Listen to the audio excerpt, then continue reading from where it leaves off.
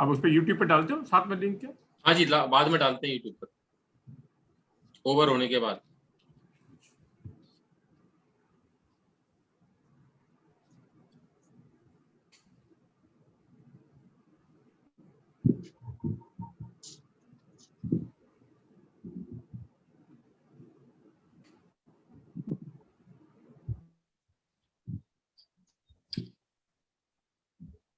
कर दें श्याम जी, फिर स्टार्ट कर दें?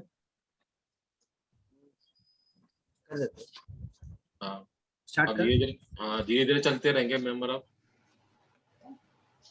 Good evening, friends.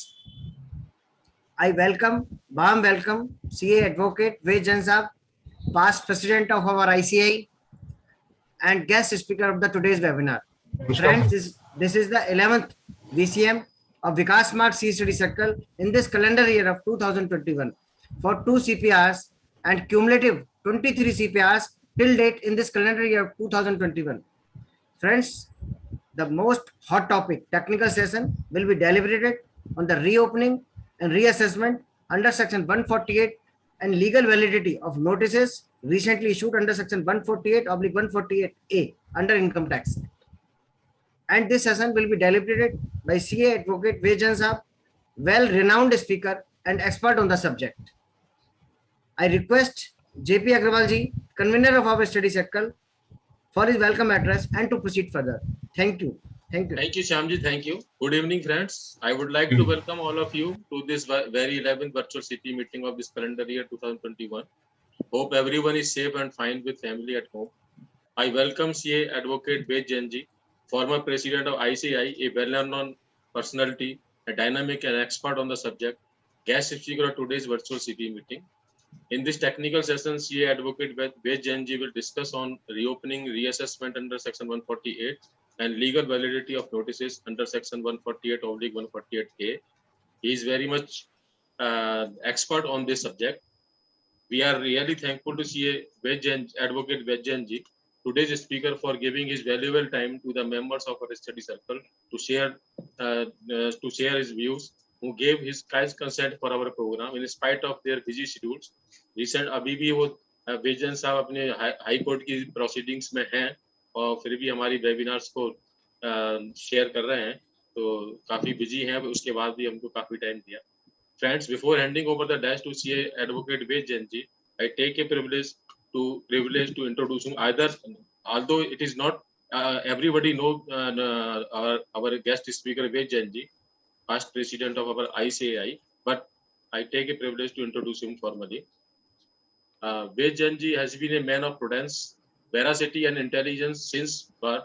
He was a rank holder in both CA Inter and CA Final, a triple bachelor's degree holder, Bachelor of Science from Punjab University in 1973, completing his Chartered Accountancy in 1976, Bachelor of Arts in Economics in 1979, Bachelor of Law in 1980, a prolific writer, command in Hindi, English, French, Urdu and Punjabi, authored many books on direct tax, articles on tax matters in various journals, newspapers, and frequently participates in various television programs on finance, taxation, economy, and related subject. A fellow member of ICAI for more than 4 decades. In the year 2008, he was elected as a president of the Institute of Chartered Accountants of India. During his tenure as president, ICAI earned various credentials which embark a new era of education, training of students, and professional developments of members. A few are I'm specifying here under. During his tenure, ICAI revenue got doubled with an increase of more than 100 crores. On international front, he was able to reach out to the all important bodies, institutions across the world. He was instrumental in getting memorandum on understanding with Institute of Chartered Accountants of England and Wales, recognizing each other qualifications. Starting accounting technicians course for producing second-tier accountants, introducing 3 months personality and communication development residential program with the guidance of IIM Ahmedabad on the line of IAS Academy, Mussoorie, setting up digital library, giving Philip up to research on issues on accounting and public finance, setting up government accounting committee to assist central and state government in improving its accounting. He has been a founder board member of Indian Institute of Corporate Affairs 2008 2013. He has been on the governing board and office bearer as treasurer during 2012-18 of Ramjas College, University of Delhi. He has been treasurer of Public Health Foundation of India (PHFI) during 2015-20, an autonomous public-private body engaged in public health activities. He has been board member of International Federation of Accountants (IFSC) during 2008-11, a global organization for the accountancy profession with its 138 members and 20 associates in 123 countries all over the world. He has been chairman committee on direct tax of ASSOCHAM from 2004 to 15 and its vice president during 15-17. He has been director on the board of National Aluminium Company Limited, NALCO. Presently, he is director on the board of DLF Limited, Navantia Healthcare Limited, and chairman MCX Clearing Corporation Limited. His integrity, zeal, and common commitment towards the society has been recognized and appreciated by the government of India. His talent has been appreciated by the media as well. Practicing professionals with specialization in direct taxes, expertise in income tax, special emphasis on tax planning, tax litigation, and tax advisory for multinational corporate houses. Now I invite Shri Ved Janji, today's speaker, to deliberate in this webinar. Thank you, sir. Ved Jan sir. Thank you, Agarwal Sahab. That's elaborate introduction and the compliments. My dear friend Jayaprakash ji, Agarwal ji, Shyam Sundar ji, Pradeep ji, Sunil ji, and all my professional colleagues, friends, brothers and sisters. It's my proud privilege to be here at the Vikas Marg Studies Circle to address on the hot topic of 148. I had the privilege of coming to the study circle number of times. Now all the meetings have been physical meeting. Yeah. This time the Corona crisis, this COVID-19 has given some challenges and some opportunity also. It has become a challenge. We are not physically meeting, interacting, sharing thoughts, ideas. But at the same time, we are having the privilege of meeting more frequently and at a short notice without wasting much time. You can join at the appropriate time, log out at the time. So these are the challenges and opportunity which has come into the, I think the whole of the society now and the world at large. This crisis started in India somewhere in March 20. And now I think it's almost for more than 16 months. And still we do not know when this crisis is going to be over and how it is going to work and how it is going to affect it. But I will say it has affected the life of everyone one way or the other. Some way or the other way, it has affected something. So one need to be very restructure, reprogram, and plan it out, and how one is going to take it, and then profession. Just a minute, please.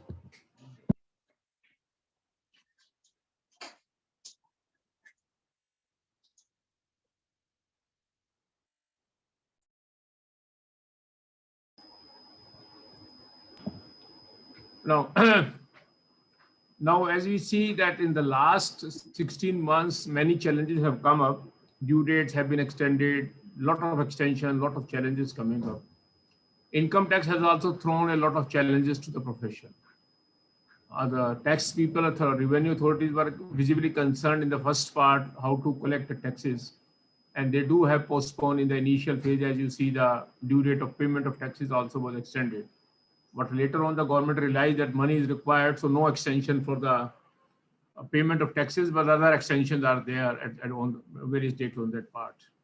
So there have been lot of notification, new amendment, taxation law, and all those things happening. And despite this Corona crisis being there, so this is a challenging year which has gone through and working, etc. But one thing which I am just concerned is the challenges being posed by this different amendment, different issues coming up, and so many amendments being made and so many new forms being introduced. I don't know how it is going to work for the taxpayer, people like us who helps in tax compliances, and probably the government authorities also.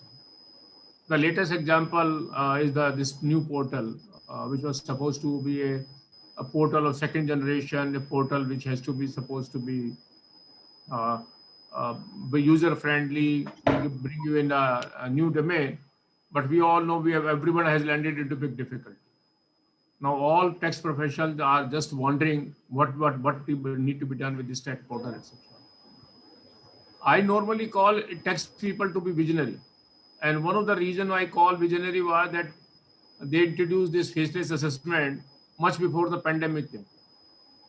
I just wonder whether they were having any idea that this pandemic is coming up and the taxpayer may not be required to come to the office and they need to meet distantly, and that's why they introduced it. Because in September 19, the faceless assessment started somewhere. And this pandemic in China came in December, and in India it hit in January later on. I'm still not knowing whether they were having an idea of this pandemic much before this the world came to know. But I can tell them that they were visionary. They could see that something like this happens, so they introduced the faceless assessment also on this part. This looked to be something good exercise. But then thereafter in March 20, they postponed it, realizing yes, pandemic is there, some crises are going on. And then thereafter, later, a lot of extensions were being given. But I was concerned when in September 2020, when taxation amendment law was introduced to replace the ordinance, in that replacing ordinance, they brought many changes in the provision, tax provision, charitable trust, institution, all trusts to again get registered, all this, I believe, a lot of complication and lot of compliance provision being increased. And everybody is wondering what happened. My take for this charitable institution is that they all render valuable service to the society. We all know all charitable trusts and society, those people are. At the end of the day, I believe at best it is a 50% deduction in respect of the contribution.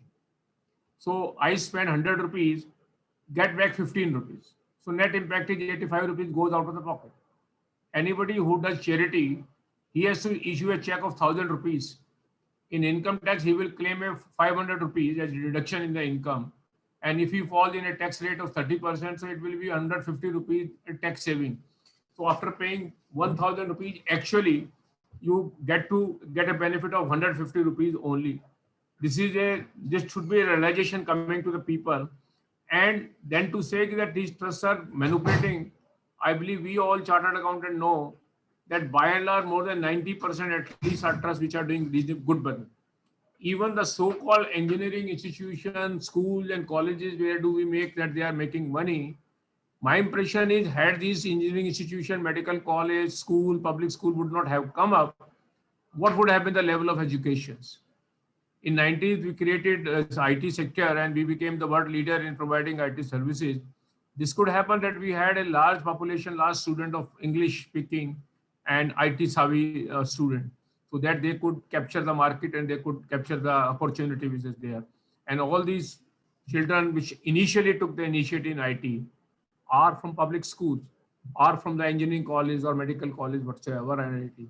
So this is, I believe that's one need to take into consideration. So charity has a payment, but that's beside the point. The issue today is this 148 notice and how to handle it and what are the challenges which are coming up on this issue. I believe we are all aware of this old provision of income tax. And we were quite accustomed to working that till 31st March 2021. The law was very simple, that if assessing officer has a reason to believe that income has escaped assessment, then he has to record the reasons. After recording reason, if it is 4 year or 6 year, whatever it is, he has to seek an approval. By and large, if it is a 143.1 assessment, then the approval has to be obtained from the Joint Commissioner. If it is 143.3, it has to be Commissioner. And then he has to make an additional allegation that you have failed to disclose fully and truly all material facts necessary for assessment. So these were the two, I think, fundamental principle. Reason to believe, record that reason, get an approval, 4 years, 6 years. And 16 year was for this foreign account, bank account. If you have something, bank account, etc., then the government thought, looking to the political, I think, hue and cry, 16-year period was worked out in the year 2012-13 only. So these were the three challenges only. Now, somehow or the other, I could not make it out. On 1st February 2021, and I believe when this budget was being prepared, I think the people who were looking at after this drafting of the budget document, finance bill, they would have been well aware that what has happened in the past year.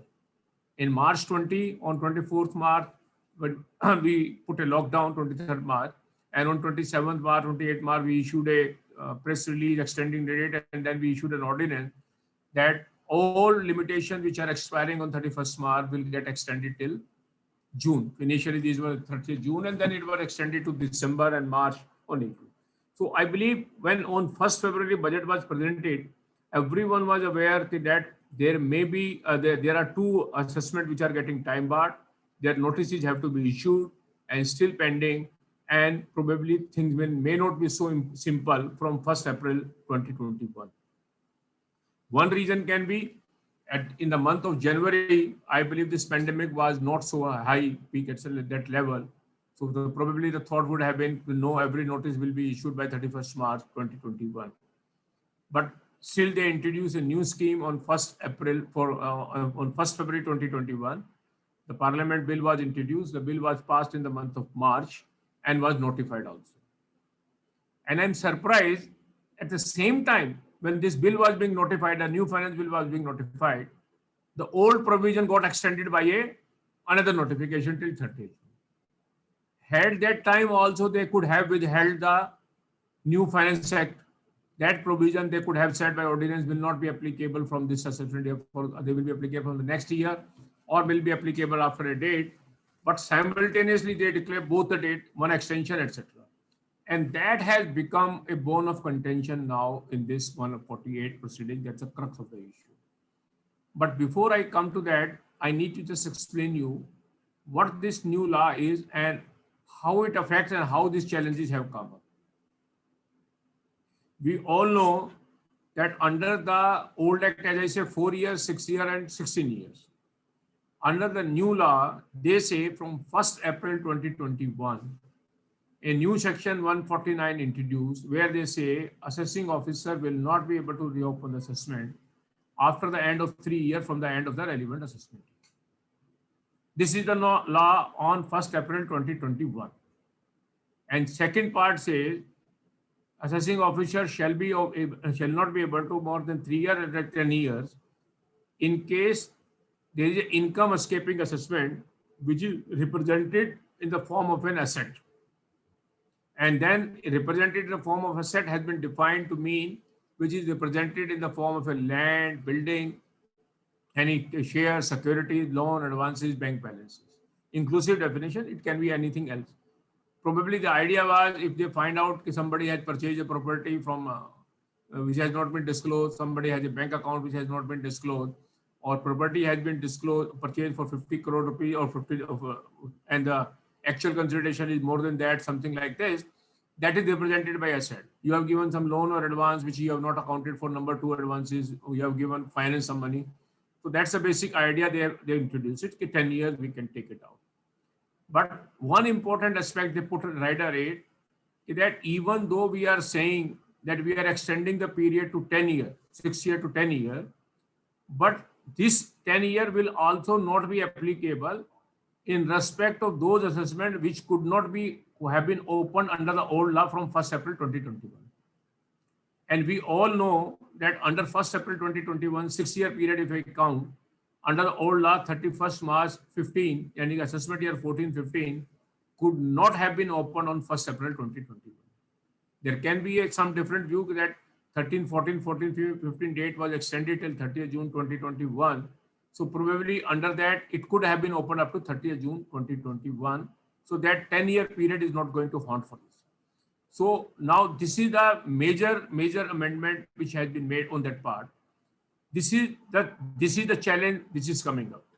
Now, another challenge is they say that this is the new limitation which we are putting up 3 years and 10 years. And then they say that we are changing the procedure the assessing officer need to adopt for reopening of the assessment. And this will also be effective from 1st April 2021.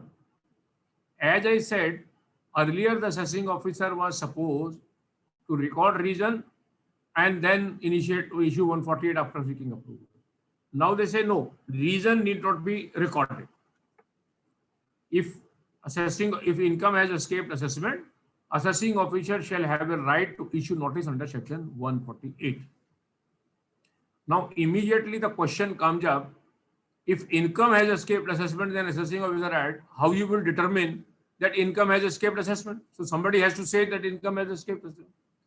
In order to remove this problem, now they say that where assessing officer has information which suggests that income has escaped assessment, that will be considered to be income escaping assessment. Now, how that suggestion will come up now? The suggestion can come up mainly on the basis of what we call a computer related, the way that they carry out a scrutiny on the basis of a risk management strategy. In case it is found that there is a suggestion comes up that income has escaped assessment, then there is a information.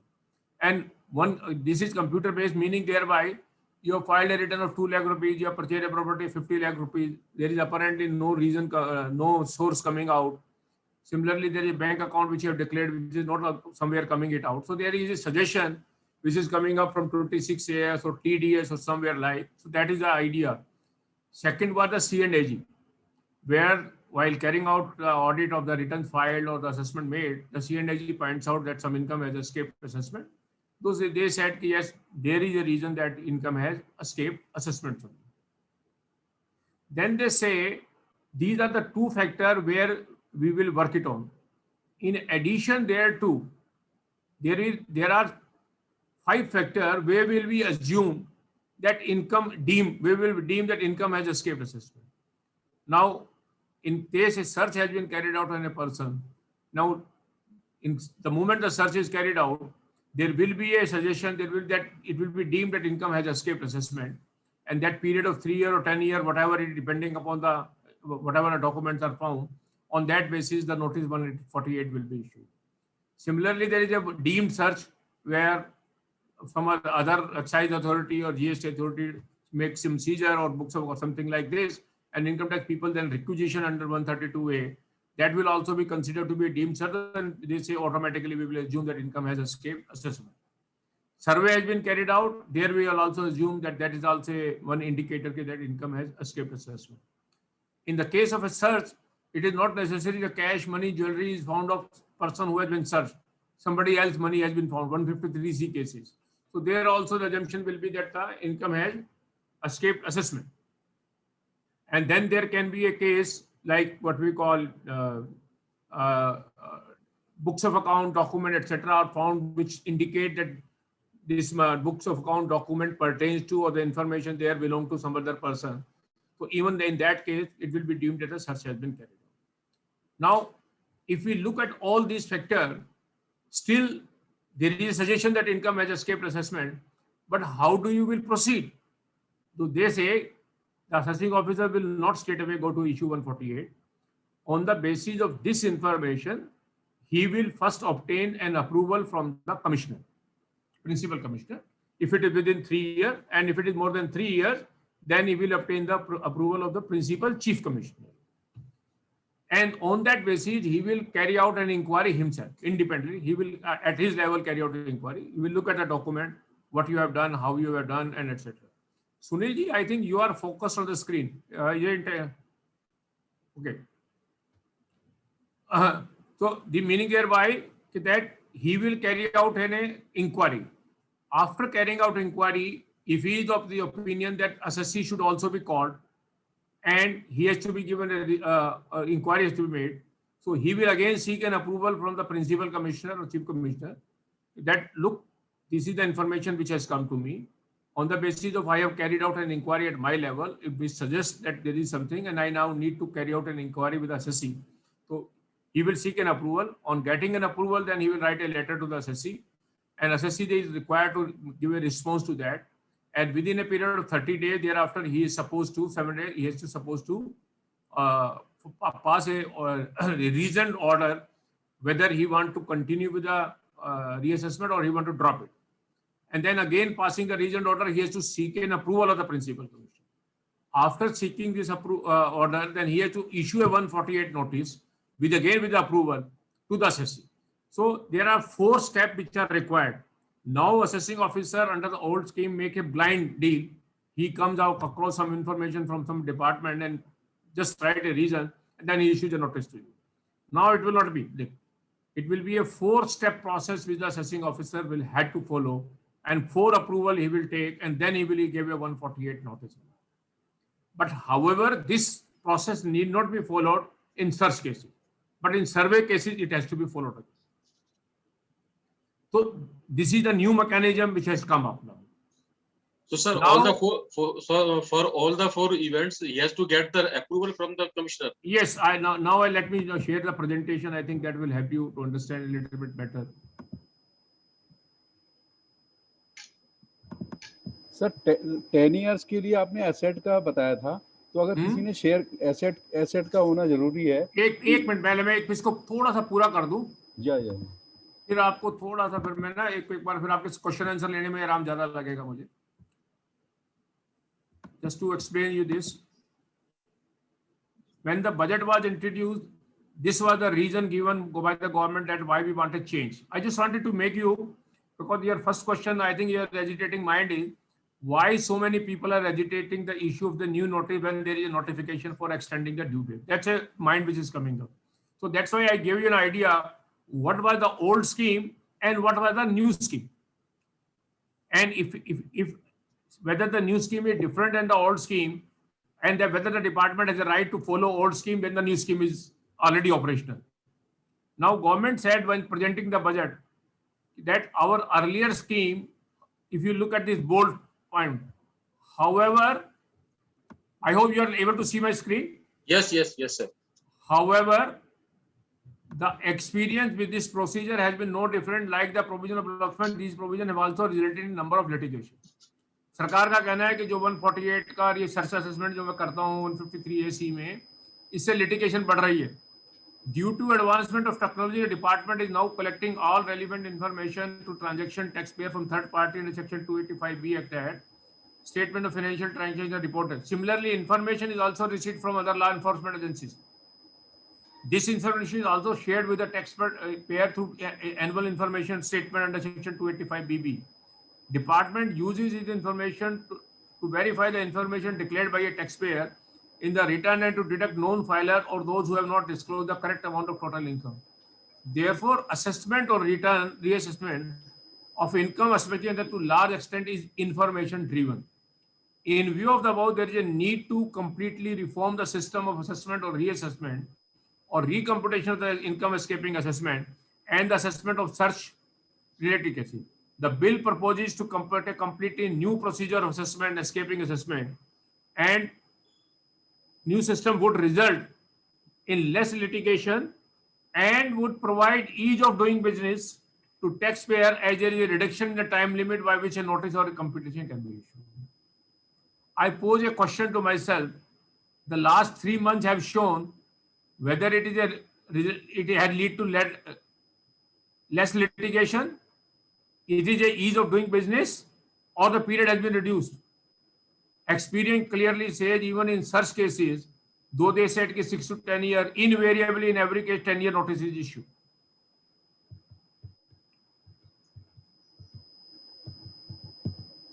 Now this is the what has the difference which has been made under old part and new part. And the question which you were asking was,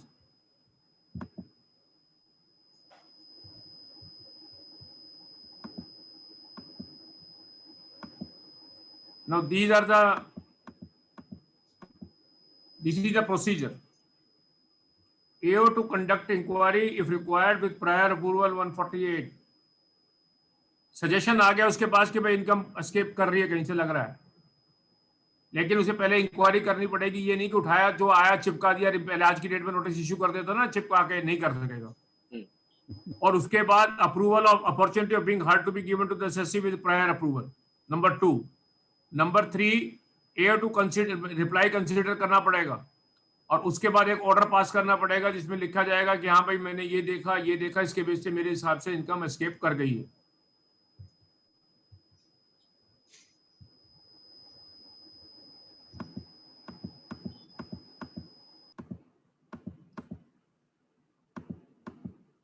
ये 4 approval चाहिए. आपने पूछा ना कितनी approval है. Yes yes inquiry ये नहीं है एक इंक्वायरी करने से पहले अप्रूवल, आपको बुलाने से पहले अप्रूवल, बुलाने के बाद ऑर्डर पास करने की अप्रूवल, ऑर्डर पास करने के बाद नोटिस इश्यू करने की फिर अप्रूवल। ये चारों अप्रूवल चाहिए उसको, उसके लिए वर्किंग करने के लिए। This is the most important aspect of है।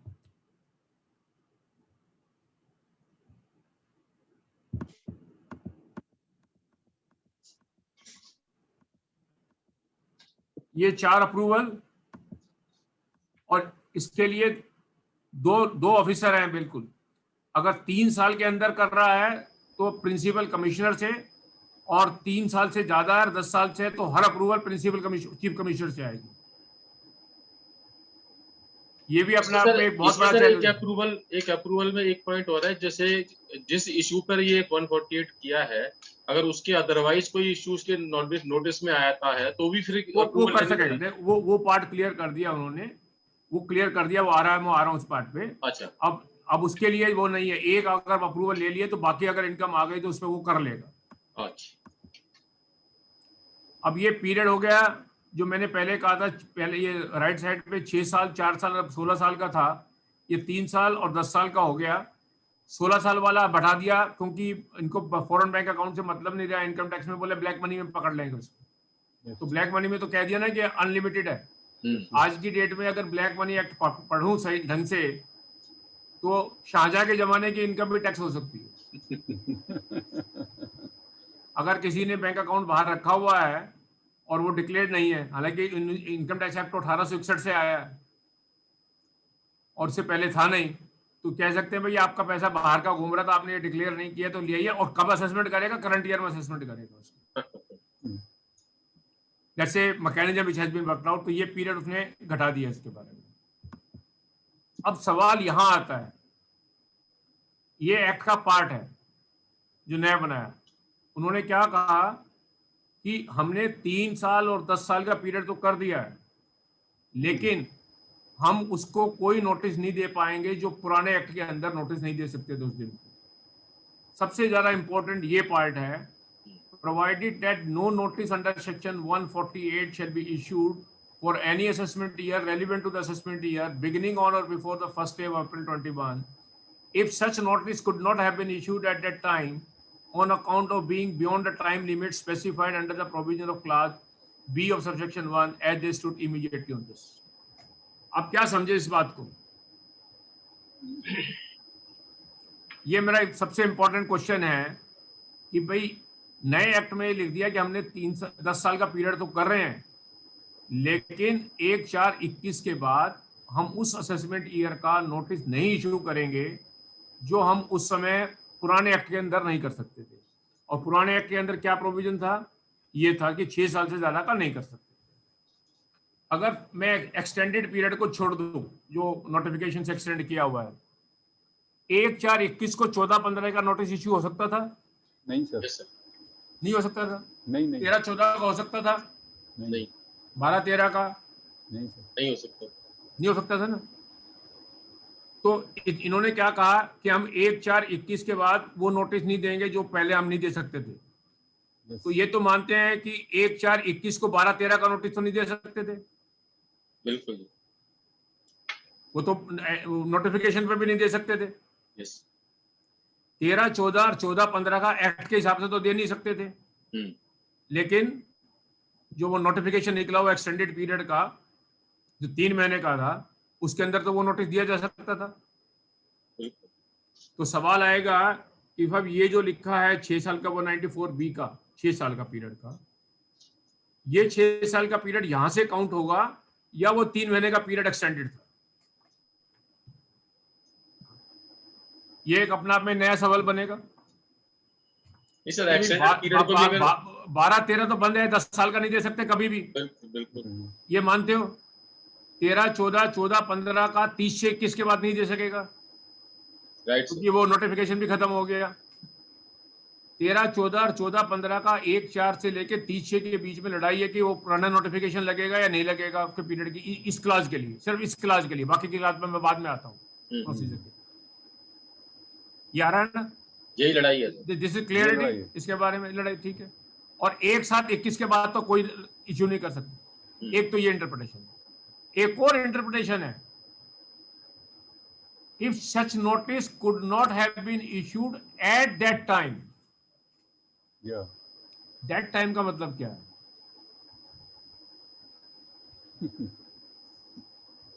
That time का मतलब ये है कि जिस समय नोटिस इश्यू हो रहा है,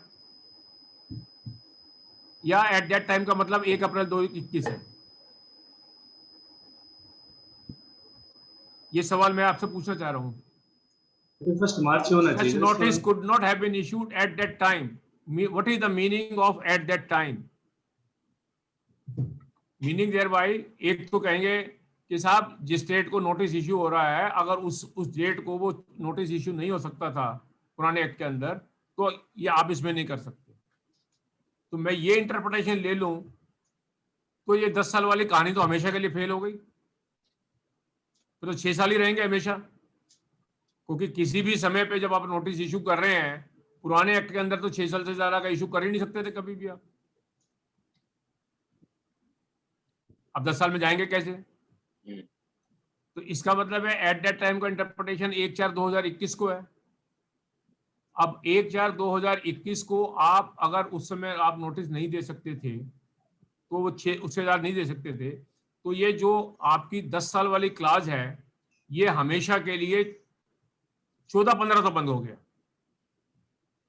उसके बाद जो किसी को 6-7 साल मिलेंगे, किसी को 8 मिलेंगे, किसी को 9 मिलेंगे, किसी को 10 मिलेंगे। सपोज करो कोई एलिगेशन लगता है 2021-22 में, इस फाइनेंशियल ईयर में, तो वो तो 14-15 खोल नहीं पाएगा, 15-16 खोलेगा। 15, 16, 17, 18, 19, 20, 21 ये खोल सकता है, 7 साल खोल देगा। हम 6 साल कहते हैं, लेकिन end of the assessment year के चक्कर में 7 हो जाते हैं। अगले साल में वो 8 खोल पाएगा, अगर 1/4/21 को बेस मान के चले तो। उससे अगले साल में 9 खोल पाएगा, और उससे अगले साल से 10 चलने शुरू हो जाएंगे, और उससे अगले साल के अंदर फिर 15-16 बंद होगा जाके, 50 लाख हो जाएगा। This is the one interpretation. एक तो ये क्लास तंग कर रही है, तो इसके अंदर 1/7/21 को, अब सवाल एक और आएगा, एट दैट टाइम 1/7/21 को, 1/4/21 को तो सरकार कहेगी 13, 14, 14, 15 खुल सकता था। मेरा प्रोविजन चल रहा था, एक्सटेंडेड पीरियड का प्रोविजन चल रहा है मेरा उसके बारे में। अब उसके बारे में सरकार ने एक और काम किया। ये जो 2 इंटरप्रिटेशन थे, ये मैंने ज्यादा समय इसमें नहीं लगा रहा, ये दोनों इंटरप्रिटेशन से एक टेबल बनाई कि कौन सा खुल पाएगा, कौन सा नहीं खुल पाएगा। इंटरप्रिटेशन 1 वो है जिसमें हम कह रहे हैं कि एट दैट टाइम का मतलब है जब नोटिस इश्यू हो रहा है, और इंटरप्रिटेशन 2 का मतलब है एट दैट टाइम का 1/4/21। तो इसका अगर टेबल को लेके चलें तो ये इसमें जाएगी, इसकी वर्किंग आएगी। अब सरकार का झगड़ा हुआ, अब आपका जो मेन मुद्दा है वो यहाँ पर है। 13-14 की असेसमेंट खोलने के लिए डेट ऑफ नोटिफिकेशन 31/3/20 को निकाल के ये कहा कि 20/3/20 29/6/2020 के बीच में जो भी लिमिटेशन एक्सपायर हो रही है वो 30 जून तक चली जाएंगी। 24 जून को ये लिमिटेशन फिर बढ़ा के 31 दिसंबर तक की, जो 31 मार्च तक कर दी गई थी, और फिर 31 मार्च को बढ़ाकर 30 अप्रैल करी गई, और फिर 27 अप्रैल को बढ़ा के 30 जून कर दी गई। ये 4 नोटिफिकेशन निकाले। कहना तो बहुत आसान था। और सरकार ने क्या नोटिफिकेशन निकाला था?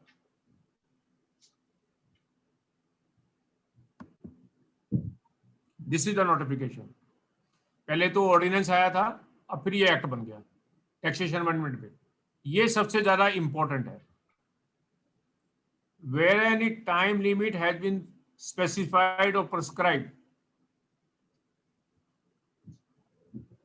and the limitation period fall during the period from 20th day of March to 31st day of December or such other date after the 31st December as the central government may by notification specify in this behalf for the completion or compliance of such action, completion of any proceeding or passing of any order or issuing of any notice, intimation, notification, sanction or approval of such other person by whatever name called by an authority, commission or tribunal, but whatever name called under the provision of specified act, and where completion or compliance of such action has not been made within such time, the time limit for completion or compliance of such section shall, notwithstanding anything contained in the specified, shall extend it to 30.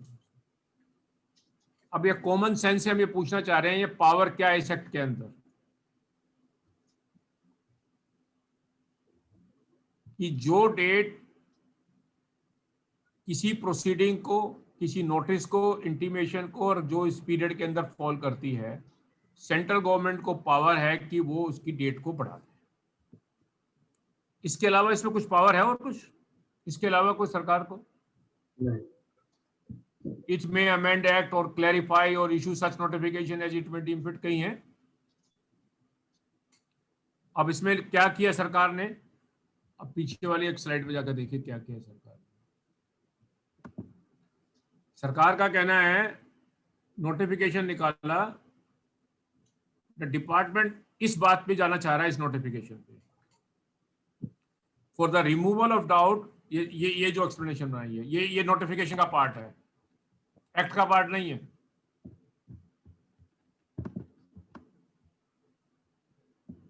For the removal of doubt, it is hereby clarified that for the purpose of issue of notice under section 148 at the time limit specified in section 149 or sanction under section 151 of the income tax, under this subclause, the provision of section 148 and 149 and 159, as the case may be, as they stood as on 31st day of March, shall apply.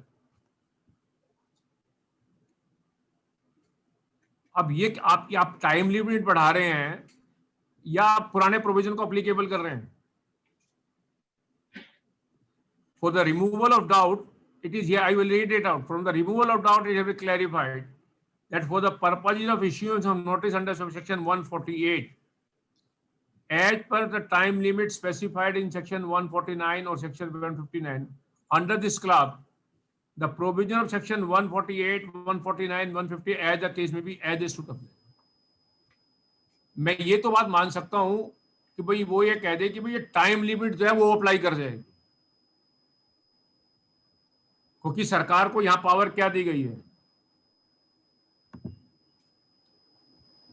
Where any time limit has been specified during the period from the so and so or such other date, that the central government may by notification specify for the completion or compliance of such action, completion of any proceeding etc. where so and so or such other date as government.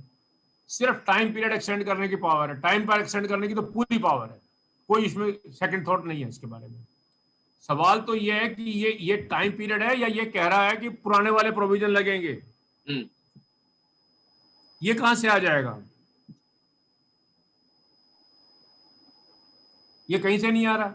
नहीं आ रहा। अगर ये नहीं आ रहा तो आपने जो मैंने पीछे वाले प्रोसीजर बताए 1 अप्रैल 2021 के बाद लगते हैं सारे, वो बिल्कुल ये जो टेबल है, ये इसका क्या होगा?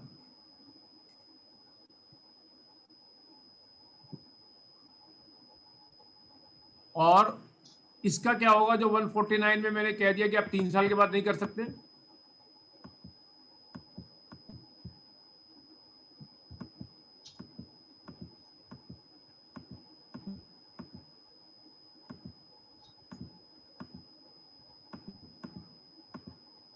इसका क्या होगा?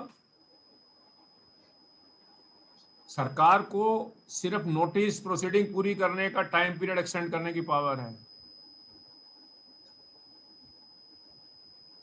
आपने वो पुराने प्रोविजन के ऊपर तो पेंट कर दिया, अब नए प्रोविजन को आप उसको चिपका दिया, उसके ऊपर, उस पोस्टर के ऊपर नीचे वाले पोस्टर को देखना चाह रहे हैं, कैसे देखेंगे? अगर उस पोस्टर के ऊपर पुराना नया पोस्टर नहीं चिपका होता तो उसकी लाइफ बढ़ा देते। ये तो सरकार ने लिख दिया ना कि 3 साल या 10 साल है। तो जो नोटिफिकेशन है वो आपको पावर क्या दे रहा है?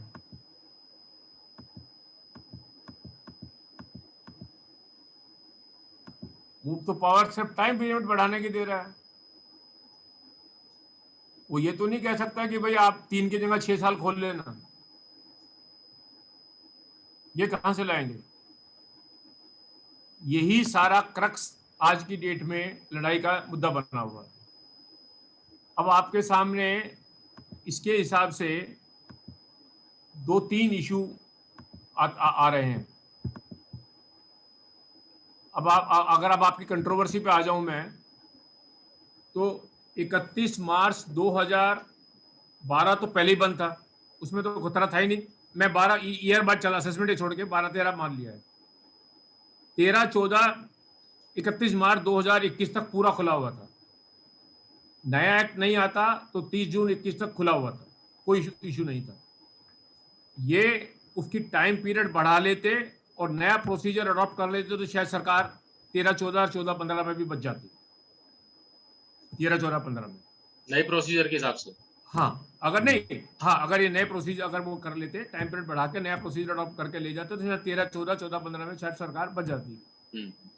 अब आज की डेट में जून 21 के बाद तो कोई एक्सटेंशन नहीं है 13, 14, 14, 15 की। बिल्कुल। 15, 16, 16, 17 की भी कोई एक्सटेंशन नहीं है। इसमें एक सवाल और आ रहा है, जो नोटिफिकेशन में पावर है वो उसकी डेट बढ़ाने की है जिसकी एक्सपायरी 1/4/21 को हो रही है। और एक्सपायरी किसकी हो रही थी? 13, 14, 14, 15 की। 15, 16 की तो एक्सपायरी भी उसमें भी नहीं हो रही थी। उसकी कहाँ है नोटिफिकेशन डेट बढ़ाने की? 16, 17 की भी नहीं और 17, 18 की भी नहीं। अब जितने भी ये केसेज हैं रिट में जा रहे हैं और हाईकोर्ट एक ही सवाल पूछ रही है बार बार कि भाई ये डेट आपने करिए, आप 148 का प्रोसीजर का क्या करेंगे? सरकार का कहना है कि हमने तो और ये प्रोसीजर एप्लीकेबल नहीं होता, हमारे पास पीरियड एक्सटेंडेड है। और एक मजे की बात और होगी कि अब 30 जून 21 निकल गई, अब फर्दर एक्सटेंशन तो है नहीं। तो अगर ये ऑर्डर क्वैश हो जाते हैं तो सरकार को इनको दोबारा खोलने का मौका भी नहीं मिलेगा, क्योंकि अब नया स्टैट्यूट आ गया रिकॉर्ड पे। नए में एक अच्छी चीज और हो गई, 50 लाख से नीचे तो 17, 18 खुल नहीं सकता, और 17, 18 से पहले वाले केस को खोलने के लिए 50 लाख से ज्यादा लगाएंगे तो आपको 4 एलिगेशन ढूंढने पड़ेंगे कि भाई आपकी एसेट्स रिप्रेजेंट हो रही है लैंड बिल्डिंग के इसके बारे में। तो जितने वो केसेज है जिसमें लिखा है डिडक्शन गलत क्लेम कर ली, या जिसने लिखा कि आपका ये एक्सपेंडिचर अलाउेबल नहीं था, या ये बोगस था, या फिर आप बाहर घूमने गए थे वो खर्चा आपका कहीं नजर नहीं आ रहा, आपने कहाँ से किया था, वो तो नहीं खुल सकेंगे। तो शेयर कैपिटल का भी नहीं खुलेगा सर? शेयर कैपिटल के बारे में देखो, सरकार तो बेईमानी करे बिना मानेगी नहीं इस बारे में। देखो सरकार तो लड़ाई लड़ेगी। देखो सर, देखो ये तो जो रिप्रेजेंटेड बाय एसेट्स है इसके बारे में तो चैलेंज आएगा। वही मेरा पॉइंट था sir, represented in the form of asset है 10 साल के लिए। एक बात मान लीजिए, रेवेन्यू ऑफिसर ही will have to think from the revenue perspective, वो तो अपने एंगल से इसमें लगेगा। तो क्योंकि वो कहेगा भाई ये शेयर कैपिटल है और ये पैसा कैश का था, रिप्रेजेंटेड बाय एसेट, और आज की डेट में वो पैसा कहीं ना कहीं लगा हुआ होगा और आपने लेके खराब कर दी तो शायद बच जाएंगे। फिर जितने भी आपने बोगस एंट्री का जो परचेज सेल का काम किया वो 50 लाख में नहीं वो आ पाएगा। इसका मतलब तो ये हुआ ना सर कि जो खा लिया वो बच जाएगा, जिसने रोक लिया वो बच जाएगा। रोक भी लिया भी बच जाएगा, लेकिन वो डायरेक्ट नेक्सस नहीं होगा। तो भाई सरकार ने 4 एग्जांपल दिए हैं, land building, share securities, loan advances, bank balances. तो कैश इन हैंड में मांग लो, कैश ही मिल गया। तो पहले तो सरकार ने एक छूट कर दी कि 50 लाख तक की तो हर साल की छूट है। तो अब सर्च के केस में, क्योंकि सर्च में भी ये प्रोसीजर लगेगा, और सर्च में एक और इंटरेस्टिंग है, 153A भी खत्म, 153C भी खत्म। 1/4/21 के बाद जो सर्च है, पुराने केसेस चलते रहेंगे सर्च के अंदर। उन्होंने वहां प्रोटेक्शन कर दिए पुराने केसेस, तो ओल्ड प्रोसीजर लगे रहेगा। तो सर्च के अंदर भी आज की डेट में अगर 3 साल से पुराने वाले केसेस में वो 25, 30, 40, 50 लाख रुपए की हेराफेरी निकलती है ईयर वाइज, तो एक एसएससी 10 साल में 3.5 करोड़ रुपए तक की 50 लाख से नीचे फिगर रखे तो कुछ नहीं बिगड़ सकता। तो हर लोकर में 40 लाख रुपए मिले और पता लगा वो लोकर उस एक 6 साल तक ऑपरेट नहीं हुआ, एक 7 साल तक ऑपरेट नहीं हुआ, एक 8 साल तक नहीं हुआ, एक 9 साल तक नहीं हुआ, तो उसके केस में तो एडिशन उस साल में आएगी। सर्च की असेसमेंट जो 3 साल की है उसमें भी बड़ा भारी चैलेंज है, जो मेरी अगली स्लाइड में आ रहा है। आज की डेट में अगर ये मान के चलो एक सर्च हो गई 25 जुलाई को, इनका कहना हम 3 साल के केस खोल देंगे उसके। 3 साल के तो ऑलरेडी खुले पड़े हैं उसके। 19-20 का स्क्रूटनी का नोटिस चल रहा है जो सितंबर तक टाइम बार होगा। 20-21 का 143(2) आया रखा हुआ है टेबल पे। 21-22 की रिटर्न ही नहीं गई अभी तक, जाएगी तो खोलेंगे। तो ये खोलेंगे कौन सी को असेसमेंट? और लॉ बहुत क्लियर है, एक टाइम में 2 असेसमेंट हो नहीं सकती कि भाई आप एक असेसमेंट चल रही है और वो दूसरी असेसमेंट कर सकते हैं, ये भी पॉसिबल नहीं है। तो ये अपने आप में बहुत बड़ा सरकार को चैलेंज आएगा भाई ये 3 साल के पीरियड का जो रखा है ये रीअसेसमेंट कैसे करेंगे। जिसमें 143(2) नहीं दिया वो तो मान लेंगे, और कुछ जजमेंट ये भी है कि 143(2) अगर पीरियड बचा हुआ तो उसका 148 नहीं हो सकता, आप उसी को करेंगे। एक एक्ट में पहले प्रोविजन होता था कि अगर सर्च के अंदर कोई मटेरियल मिल गया, कैश वैश मिल गया उस साल का, तो it shall be deemed to be concealed income. अब वो प्रोविजन कैसे लगेगा मुझे नहीं समझ में आया, क्योंकि 271AB की पेनल्टी अपने आप में बहुत बड़ा चैलेंज हो जाएगी। स्पेसिफाइड पीरियड, क्योंकि वो असेसमेंट 153A में नहीं हो रही, 153C में नहीं हो रही, वो असेसमेंट आज की डेट में 143(3) में होगी। सपोज करो जिस असेसी के यहाँ 25 जुलाई को कोई कैश मिल गया 1-2 करोड़ रुपए का, और 31 मार्च 2021 की बुक्स में कोई सेल वेल की फिगर मिल गई, और सितंबर की रिटर्न भरते समय उसने 21-22 में वो इनकम दिखा दी और अगले साल की इनकम में वो इनकम दिखा दी, तो उसकी असेसमेंट तो 147 में ही करोगे अब आप, ये 33 में 143 में, और तो कोई प्रोविजन बचा ही नहीं, और ये ओरिजिनल रिटर्न बन गई, कोई रॉन्ग डिक्लेरेशन है नहीं। तो जब तक आप डीमिंग फिक्शन क्रिएट नहीं करेंगे कि this will represent the concealed income, से पेनल्टी लगेगी, तो पेनल्टी लगाएंगे कैसे? आज की डेट में 271AA है जो सर्च के बारे में बातें करता है, डिक्लेरेशन के बारे में करता है, वहां पे भी 153A सेक्शन का जिक्र किया हुआ है। तो मेरे हिसाब से ये सरकार को चैलेंज आएगा कि जब उसने कहीं रॉन्ग डिक्लेरेशन भरा ही नहीं है और डीमिंग फिक्शन आपके पास है नहीं कि that will represent a concealed income, तो ये सरकार को इसके बारे में बड़ा भारी आएगा। These will be the challenges which the government has to face। और मुझे ऐसा लगा कि जैसे ये अमेंडमेंट की गई हैं तो बाकी वाले अमेंडमेंट पे शायद ध्यान देना उतना जरूरी नहीं समझा जितना जरूरी था।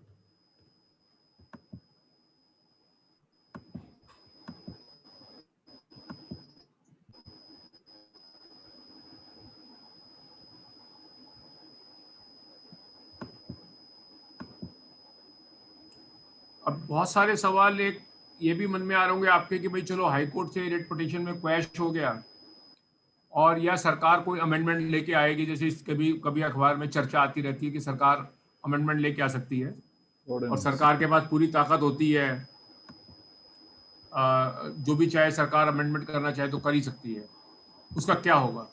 उसके बारे में 2 प्रिंसिपल बहुत क्लियर है।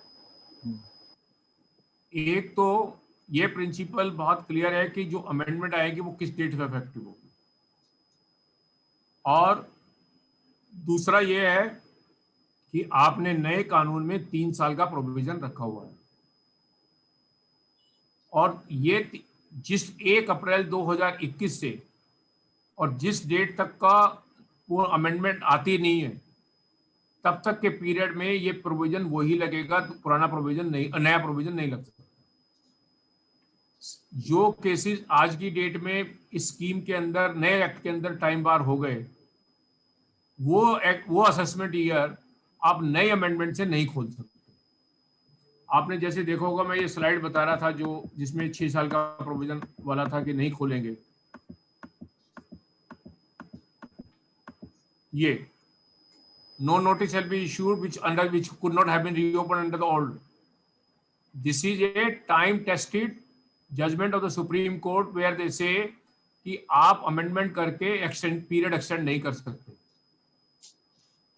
और उसका एग्जाम्पल बहुत सिंपल है कि जिस डेट को आप अमेंडमेंट करते हैं उस डेट को अगर वो केस खुल सकता था पुराने प्रोविजन के अंडर, उसका पीरियड तो आप एक्सटेंड कर सकते हैं, लेकिन उस डेट को वो केस टाइम बार हो गया तो उसका पीरियड आप एक्सटेंड नहीं कर सकते। और क्रूड लैंग्वेज में समझना हो तो वो डॉक्टर वाली भाषा है पेशेंट कितना बीमार हो डॉक्टर पे ले जाओ, डॉक्टर उसकी लाइफ बढ़ा सकता है, उसे लाइफ रख सकता है, 10 साल 20 साल 50 साल और रख सकता है। लेकिन पेशेंट को लेके जाओ वो which is dead on that day, doctor कुछ भी कोशिश करे उसकी लाइफ नहीं बढ़ा सकता। Same applies to the taxation law. अगर वो लिमिटेशन उस डेट को एक्सपायर हो गई जिस डेट को अमेंडमेंट आई है तो नहीं है। और आज की डेट में मेरा ऐसा मानना है 13, 14, 14, 15, 15, 16, 16, 17, 17, 18 सारे टाइम पर आप उसके अंदर अमेंडमेंट करके किसी भी तरह से नई लाइफ नहीं डाल पाएंगे और कोई तरीका नहीं है सरकार उसकी लाइफ पीरियड को एक्सटेंड कर पाए। This is there are time tested judgment on that issues. और इसके बाद ये बहुत सारी मैंने सर्च के कुछ मैटर हैं, अगर आपको इंटरेस्ट हो उसमें मैंने वो लगाया हुआ है थोड़ा सा। सर्च के केसेस में कि अब मैंने कहा कि जो टाइम पीरियड है वो 3 साल और 10 साल का हो गया सर्च वाले केसेस में भी। और काबुल चावला को सरकार ने मान लिया क्योंकि काबुल चावला में कहा था ना बिना इंक्रिमिनेटिंग मटेरियल के हम कोई एडिशन नहीं करेंगे। तो आज की डेट में भी सर्च वाले केसेस में असेसिंग ऑफिसर को जब वो 3 साल से बियॉन्ड जाने लगेगा तो उसको मटेरियल लिखना पड़ेगा कि हाँ क्यों 50 लाख से ज्यादा की एसेट मिली है जो दी है। अगर वो नहीं मिली तो वो साल को वो नहीं छेड़ सकते। 3 साल ऑटोमेटिकली वैसे ही आज की डेट में सर्च में खुले होते हैं। एक सवाल और आएगा कि क्या आप अपना नया क्लेम कर सकते हैं सर्च वाले केसेस में। ये एक बहुत मुश्किल जवाब होगा क्योंकि जैसे मैंने पहले कहा कि सर्च के पीरियड में आपकी रेगुलर असेसमेंट भी चल रही होती है। आज की डेट में सपोज करो इसकी 18-19 की असेसमेंट चल रही है और सर्च हो जाए और उसके वो एओ दोबारा असेसमेंट करने बैठे तो वो नहीं कह सकता कि मेरा एटीआई का क्लेम मिलना चाहिए या मेरा कोई और डिडक्शन मिलती है जो मैं भूल गया दे दी जाए। ये अपना आप में एक नया सवाल आएगा। पेनल्टी वाला मैंने आपको कहा था कि 271AA की पेनल्टी आज की डेट में फिट इन नहीं होती है।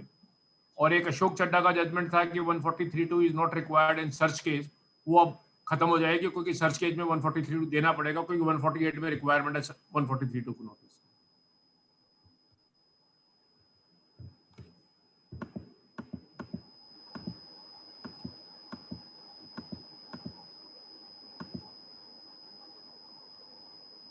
ये मेरे कुछ एग्जाम्पल हैं जहाँ पे अगर वो 30 लाख 20 लाख पर मिलते हैं किसी साल के तो फिर वो सर्च वाले असेसमेंट में अब से वो छेड़ नहीं पाएंगे इस बारे में। बहुत सारे केसेस में होता है ना वो छोटी छोटी एडिशन कर देता है, ये कर देता है, वो कर देता है। अबेटमेंट हो नहीं पाएगी। अब पैरेलल असेसमेंट दो हो नहीं सकती। काबुल चावला फर्म हो गया है। New claim can be made और not, that will be challenge. Penalty 270(1) की ये अपने आप में एक बहुत बड़ा चैलेंज आएगा। 143(2) मैंडेटरी इशू करना होगा। जो आपने सवाल पूछा था सुनील जी कि वो क्या एक बार बाकी इनकम को असेस कर सकता है, उसकी लेजिस्लेटिव मैंडेट है आज की डेट। वो बिल्कुल क्लियर प्रोविजन कर दिया कि एक बार 148 दे दिया तो उसे दोबारा प्रोसीजर 148A का फॉलो करने की जरूरत नहीं है। वो बहुत क्लैरिटी उन्होंने कर दी है कि उसके बारे में वो कर सकता है। फेसलेस की मेरे ख्याल आज की जरूरत में नहीं है। अब आपके question answer I can take up, आपके जो भी क्वेश्चन है ना I can take up on that question.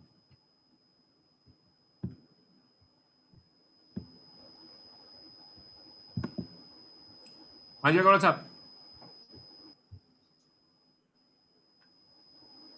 हाँ जी सुनील जी बताएं, कोई चैट बॉक्स में तो भी कोई क्वेश्चन मेरे हिसाब से पार्टिसिपेंट के सब वो खोल दीजिए ऑडियो और वीडियो। हाँ, और उनको कई जो क्वेश्चन है let them express their feeling कि क्या उनके मन में सवाल है जो आ रहे हैं। पीके अग्रवाल जी हैं, उनको मैंने अलाउ कर दिया है। अग्रवाल जी बोले, आप अनम्यूट करके चेहरा जरूर दिखा दें, पहचान तो लें तो कौन से दोस्त बोल रहे हैं। और मुश्किल सवाल नहीं पूछना, ये ध्यान रखना भैया।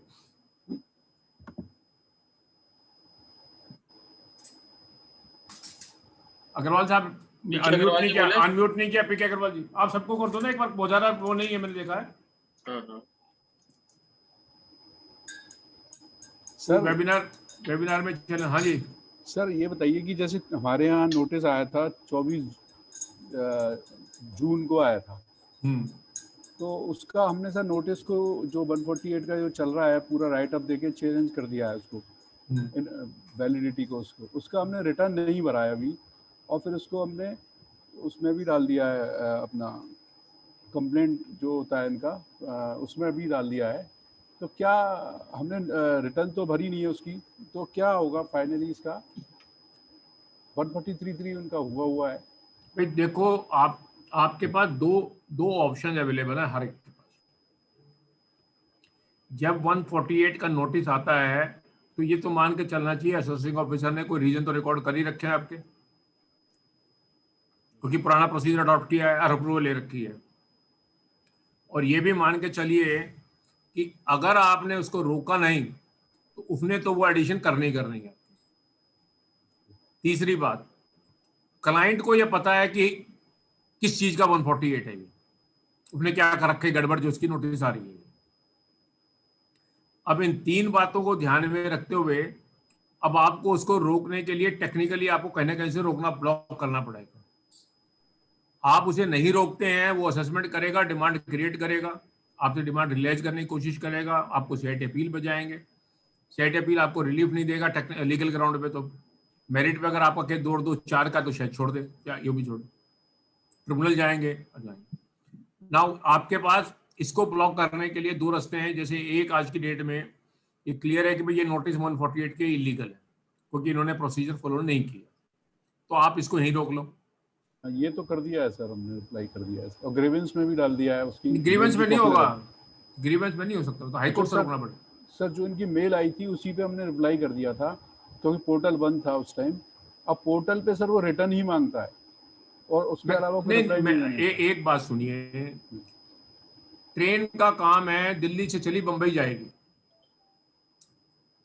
आप उसको रास्ते में कुछ और दोगे वो नहीं सुनेगा किसी हालत में। तो आप सोचो कि मैंने पोर्टल पे डाल दिया और वो आपकी बात सुन के बंद कर लेगा, वो नहीं करने वाला। असेसिंग ऑफिसर की तो ड्यूटी बाउंड है कि उन्हें रीजन रिकॉर्ड कर दिए हैं, वो तो आपको जवाब लेके, चिट्ठी लेके और आपकी असेसमेंट करके, आपकी एडिशन करके आपके हाथ में भेजेगा। देखो हमारा सबका एक्सपीरियंस है, जिसको 148 के नोटिस आए हैं, लगभग 98-99% केसेस में assessment as it is repeat होती है, ऐड होकर आती है। तो सर रिटर्न भर देना चाहिए था फिर। नहीं, रिटर्न भरो नहीं भरो, लेकिन आपका कौन से साल का नोटिस है? 2014-15। तो वो तो टाइम बार है आपको। हाँ, जून में फिर या बट ये सर उसी ग्राउंड पे जो अपन चर्चा कर रहे हैं ना कि 30 जून तक वो वैलिड है कि नहीं, दो लॉ एक साथ चल रहे हैं लाइक दैट, वो पूरा वैलिडिटी ऑफ नोटिस इशूड को चैलेंज किया है। वो ये तो कह रहा है वैलिड है, आप कह रहे हो ना इनवैलिड है, हम कह रहे हैं ना इनवैलिड है। या हम कह रहे हैं तो आपको कोर्ट में जाना पड़ेगा ना उसके लिए। अच्छा, तो रिटी लगानी, वो तो रिटी लगानी पड़ेगी ना फिर। तो अब क्या वेस्ट कोर्स होगा हमारे लिए सर? अगर जैसे हम 143(3) स्पीकिंग ऑर्डर है, सब कुछ हो चुका है उनका, अभी नया क्या वो पता नहीं है, क्योंकि हमने रिटर्न अभी नहीं। मैं ये पूछ रहा हूँ कि आपको क्लाइंट को ये तो पता होगा कि 148 क्यों आया है ये? सर क्लाइंट को जो होना था वो 143(3) में हो गया था सारा कुछ। एडिशन हुई है, वो एडिशन नहीं सर, हमने मतलब जस्टिफाई कर दिया था उसको, उससे बात नहीं बनती ना। और they are satisfied with our reply and उन्होंने क्रॉस वेरिफिकेशन खुद ही कर लिया था, वो सब कुछ सेटिस्फैक्टरीली फाइल पे है। Still they are issued again this notice. तो वो ग्राउंड तो तभी पता लगेगा अगर हम उसका रिप्लाई करते हैं, रिटर्न उसका जो भी मांग रहा है, फिर रीजन टू बिलीव तभी आएगा। वो तो मैंने आपकी बात मान ली कि भाई अप्लाई देंगे, लेकिन असेसिंग ऑफिसर तो उसको दोबारा एडिशन करेगा ही करेगा। वो कहेगा पिछले वाले ने देखा नहीं है और ये नई इन्फॉर्मेशन आ गई है मेरे पास। आपके केस में कोई इन्फॉर्मेशन आई होगी ना? है क्या केस आपके केस में? कोई शेयर कैपिटल ले रखी है या शेयर कैपिटल थी। और आपके केस में उस समय जब इन्होंने केस किया तो वो आपसे जवाब लेके बंद कर दिया? हमसे नहीं सर, उन्होंने खुद इंटरनली खुद पार्टी से वेरीफाई भी कर लिया था, उनके पास मान लिया, लेकिन उसके बाद ये जिससे कैपिटल थी उसका स्टेटमेंट नहीं आया होगा। अब उसके पास स्टेटमेंट आ गया होगा कि मैंने बोगस दे रखी है। ओके, अभी एग्जिस्ट तो करती नहीं है सर वो शेयर कैपिटल, अब एग्जिस्ट भी नहीं कर रही है उसमें जो आई थी वहां से। हेलो, आई नहीं, एग्जिस्ट करी नहीं करी, 148 तो बनेगा है ना। या भाई ये तो मंथ एंट्री है, सिंपल सा क्वेश्चन है। यस, तो लड़ाई तो लड़नी पड़ेगी।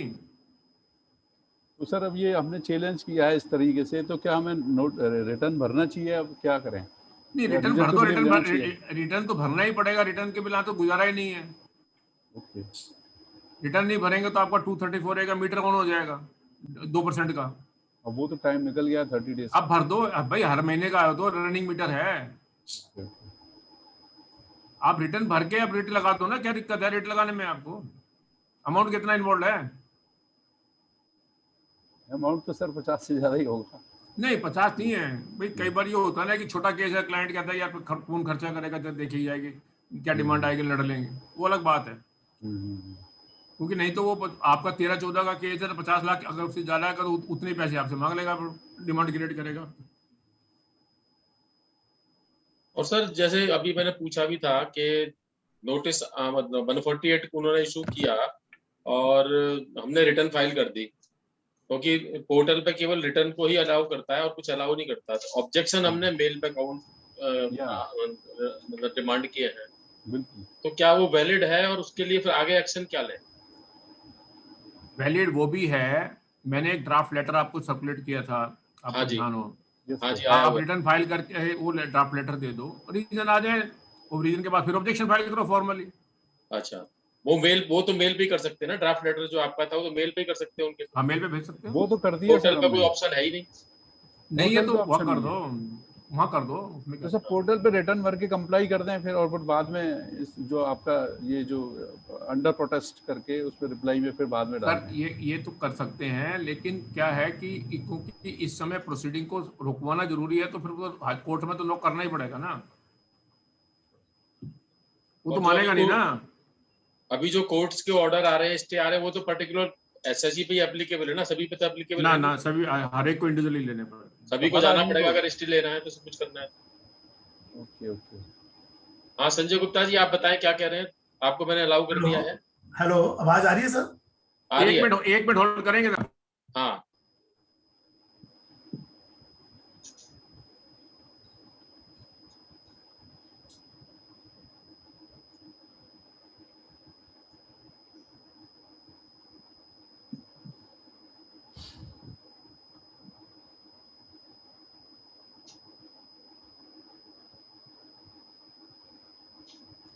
वर्मा जी, आवाज आ रही है ना? हाँ, आवाज आ रही है। अभी जन साहब अभी 1 मिनट के लिए होल्ड करके गए। क्लियर आ रही है आपकी आवाज? क्लियर आ रही है? ओके। हाँ first time I raise the question. Yes yes yes yes, first time you raise the hand, I allow the your question. और वीडियो का भी मुझे आइडिया नहीं है, विदाउट वीडियो बात करते हैं। नहीं वीडियो चालू कर दो ना अपना, स्टॉप वीडियो पे वो कर दो। ठीक है, विदाउट वीडियो भी देखते हैं पहले। चलो पहले आवाज से बात कर लो, अरे कहीं ऐसा मिले, ना हो तो आवाज भी चली जाए। बहुत दिन हो गए देखे हुए, दिखा दो अपनी शक्ल। तो वीडियो में ये एक साइड में बटन होता होगा कोई यहाँ पे, म्यूट के बगल में होगा। म्यूट के बगल में। ओके। हाँ दो ऑप्शन आते हैं उधर लेफ्ट हैंड साइड पर, 2 ऑप्शन आते हैं। टॉप वीडियो पे लाइन आ रही होगी क्रॉस, उसको वो कर दे, अलाउ क्लिक कर दे उसको। उस पर क्लिक कर दो खाली बस। जैसे इसको अनम्यूट किया है, इसको वीडियो वाले पे क्लिक कर दो ना। मैं वही देख रहा हूँ, मैं वीडियो पे दिख रहा है तो दिखते हैं। उसी के बराबर में आती है। ओके। सॉरी साहब, मैं वो मैसेज हाई कोर्ट से था कि अब नंबर आ गया था तो वो एडजॉर्न करा है। अच्छा, नंबर आपका चालू हो गया? हो गया था लेकिन एडजॉर्न कर दिया, मैं नहीं था। एडजॉर्न कर दिया। अच्छा सर नमस्कार, संजय गुप्ता बोल रहा हूँ। हाँ जी संजय गुप्ता सर बताइए।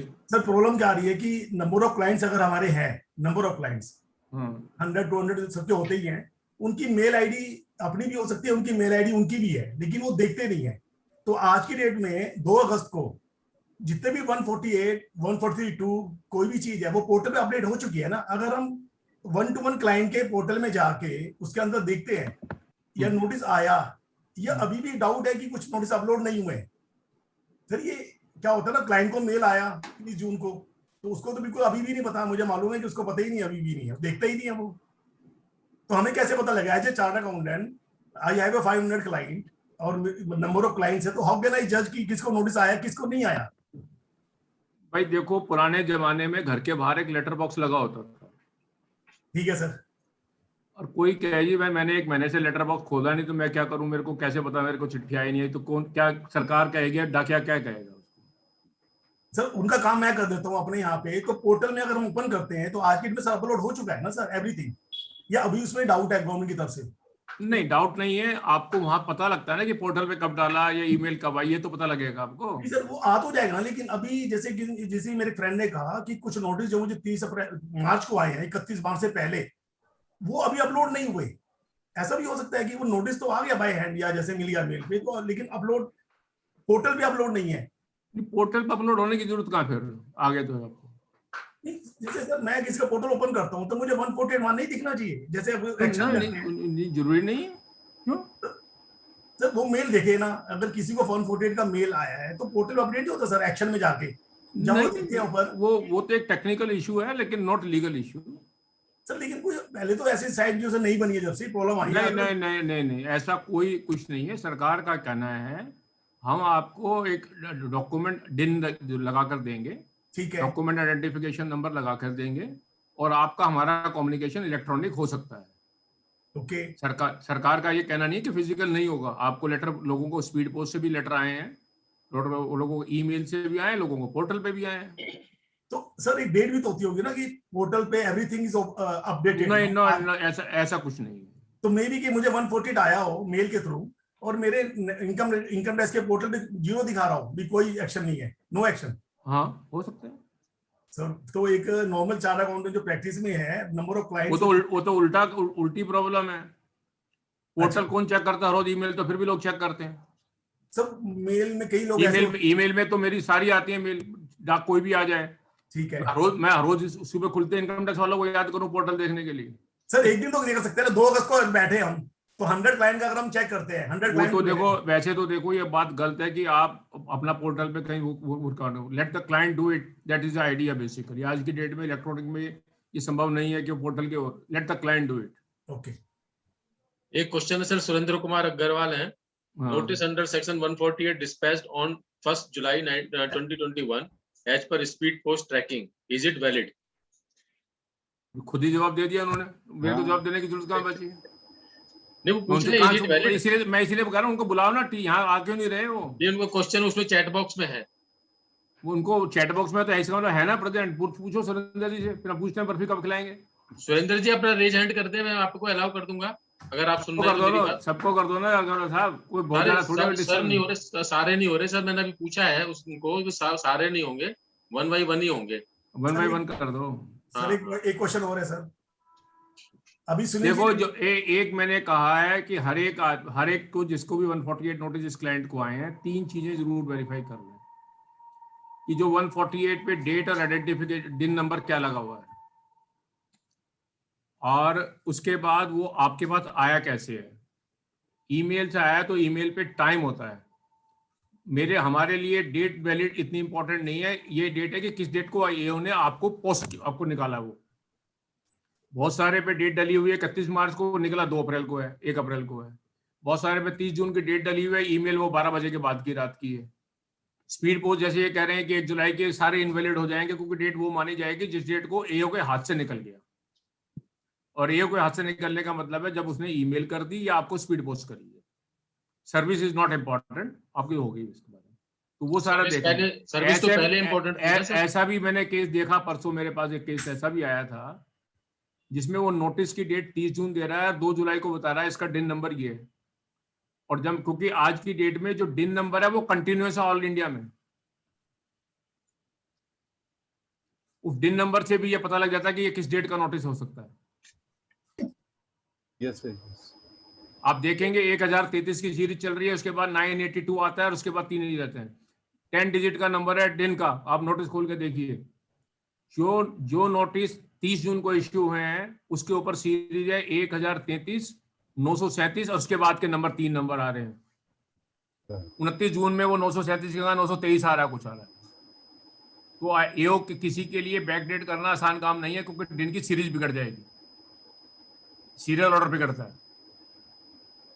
तो बहुत सारे जो लोगों ने जो स्पीड पोस्ट वगैरह किए ना, वो इसीलिए किए कि चलो दिन तो क्रिएट नहीं हो रहा, इसको क्रिएट करके भेज दो निकाल के बारे में। और 1 जुलाई वाला नोटिस तो सरकार किसी भी तरह से नहीं डिफेंड कर पाएगी। सुरेंद्र कुमार जी आप बोले, मैंने आपको अलाउ कर दिया है, आपका जो क्वेरी थी।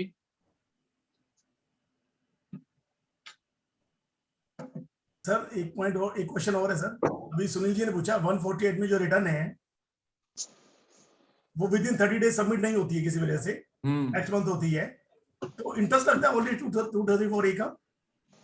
भाई देखो, लाभ 234A में बहुत क्लियर है कि अगर आपकी रिटर्न लेट है तो हाँ। आपको एक तो 234B का इंटरेस्ट देना पड़ता है, एक आपकी लेट फाइलिंग का 1% पर मंथ का रिटर्न टैक्स भी ब्याज लगता है, और ये दोनों पे लगता है, ओरिजिनल रिटर्न पे भी और 148 वाली पे। सर लेकिन पोर्टल हमारी डेट के बाद एक्टिव हुआ है, जो रिटर्न भरने के लिए पोर्टल पे हम भाई वो तो आप लड़ाई लड़ोगे ना। अभी 2-3 दिन पहले ही चालू हुआ है। आई नो दैट दैट्स वो तो होगी ना। डिमांड बनेगी तो सर तब लेंगे ना, वो डिमांड बनेगी, डिमांड के ऊपर अगर केस में डिमांड बनेगी जैसे आप क्या सोच रहे हैं 148 में डिमांड नहीं बनेगी क्या? सर अभी रीजन अभी मांगा नहीं, तो वो एक सिंपल लेडी का केस है कि अरे मैं भैया 148 दिया, सिंपल कैसे केस हो गया? आप तो बड़े यार, अब सरकार वालों को कमजोर समझ रहे हो। नहीं ऐसा लगता नहीं सर उसके रिटर्न देख के, आप पता ही लगे। अरे असेसिंग ऑफिसर ने रीजन लिखे हैं, प्रिंसिपल कमीशन ने अप्रूवल दी है उस रीजन के ऊपर। ओके कैपिटल लेडी के केस में पेनी स्टॉक का कैपिटल गेन का प्रॉफिट नहीं है क्या उसके केस में? वो sir no penny stock no capital gain, और फिर 148 कैसे आ गया? वो प्रॉपर्टी में भी उन्होंने प्रॉपर्टी ली है हस्बैंड के साथ, बस वो इशू है कि वो सोर्स कहां से, ये नहीं बस। ठीक है। तो सर 1 अगस्त को रिटर्न फाइल किया, 1 अगस्त को, 31 को नहीं हो पाई थी रात को, वो पोर्टल में अटक गया था, तो तब भी कोई बात नहीं, कोई फर्क नहीं पड़ता, इसकी चिंता क्यों करते? अच्छा 1 अगस्त को किया।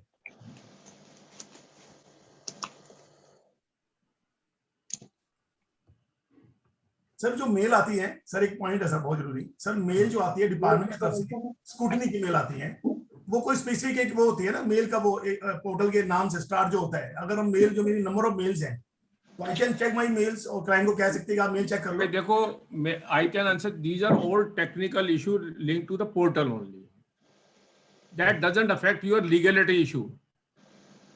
ठीक, तो ये पोर्टल के तो इशू है ना, ये तो वही कंप्लायंस इशू है ना, भरने के नहीं जा रही है नहीं जा रही, वो सरकार का पोर्टल बेचारे का खराब हो रहा है, थोड़ी दिन में ठीक हो जाएगा, वो तो कंप्लायंस वहां से आ जाएगा। हाँ ठीक है बात।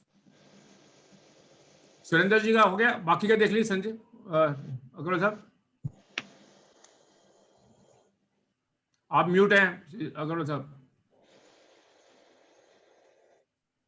In case of company, his return is now filed against notice under section 148. Question उनका पूरा नहीं है। In case of company, his return is now filed against notice. इनका कहने का मतलब ये है कि अब 148 में हम की रिटर्न फाइल कर दें क्या? क्वेश्चन पूरा नहीं है सर इनका। करना तो पड़ेगा, हाँ कंप्लायंस तो करना ही पड़ेगा। श्याम जी आपका कोई क्वेरी? और अभी और क्या लगता है सर आपको? क्वेरी तो है नहीं अभी मेरे पास।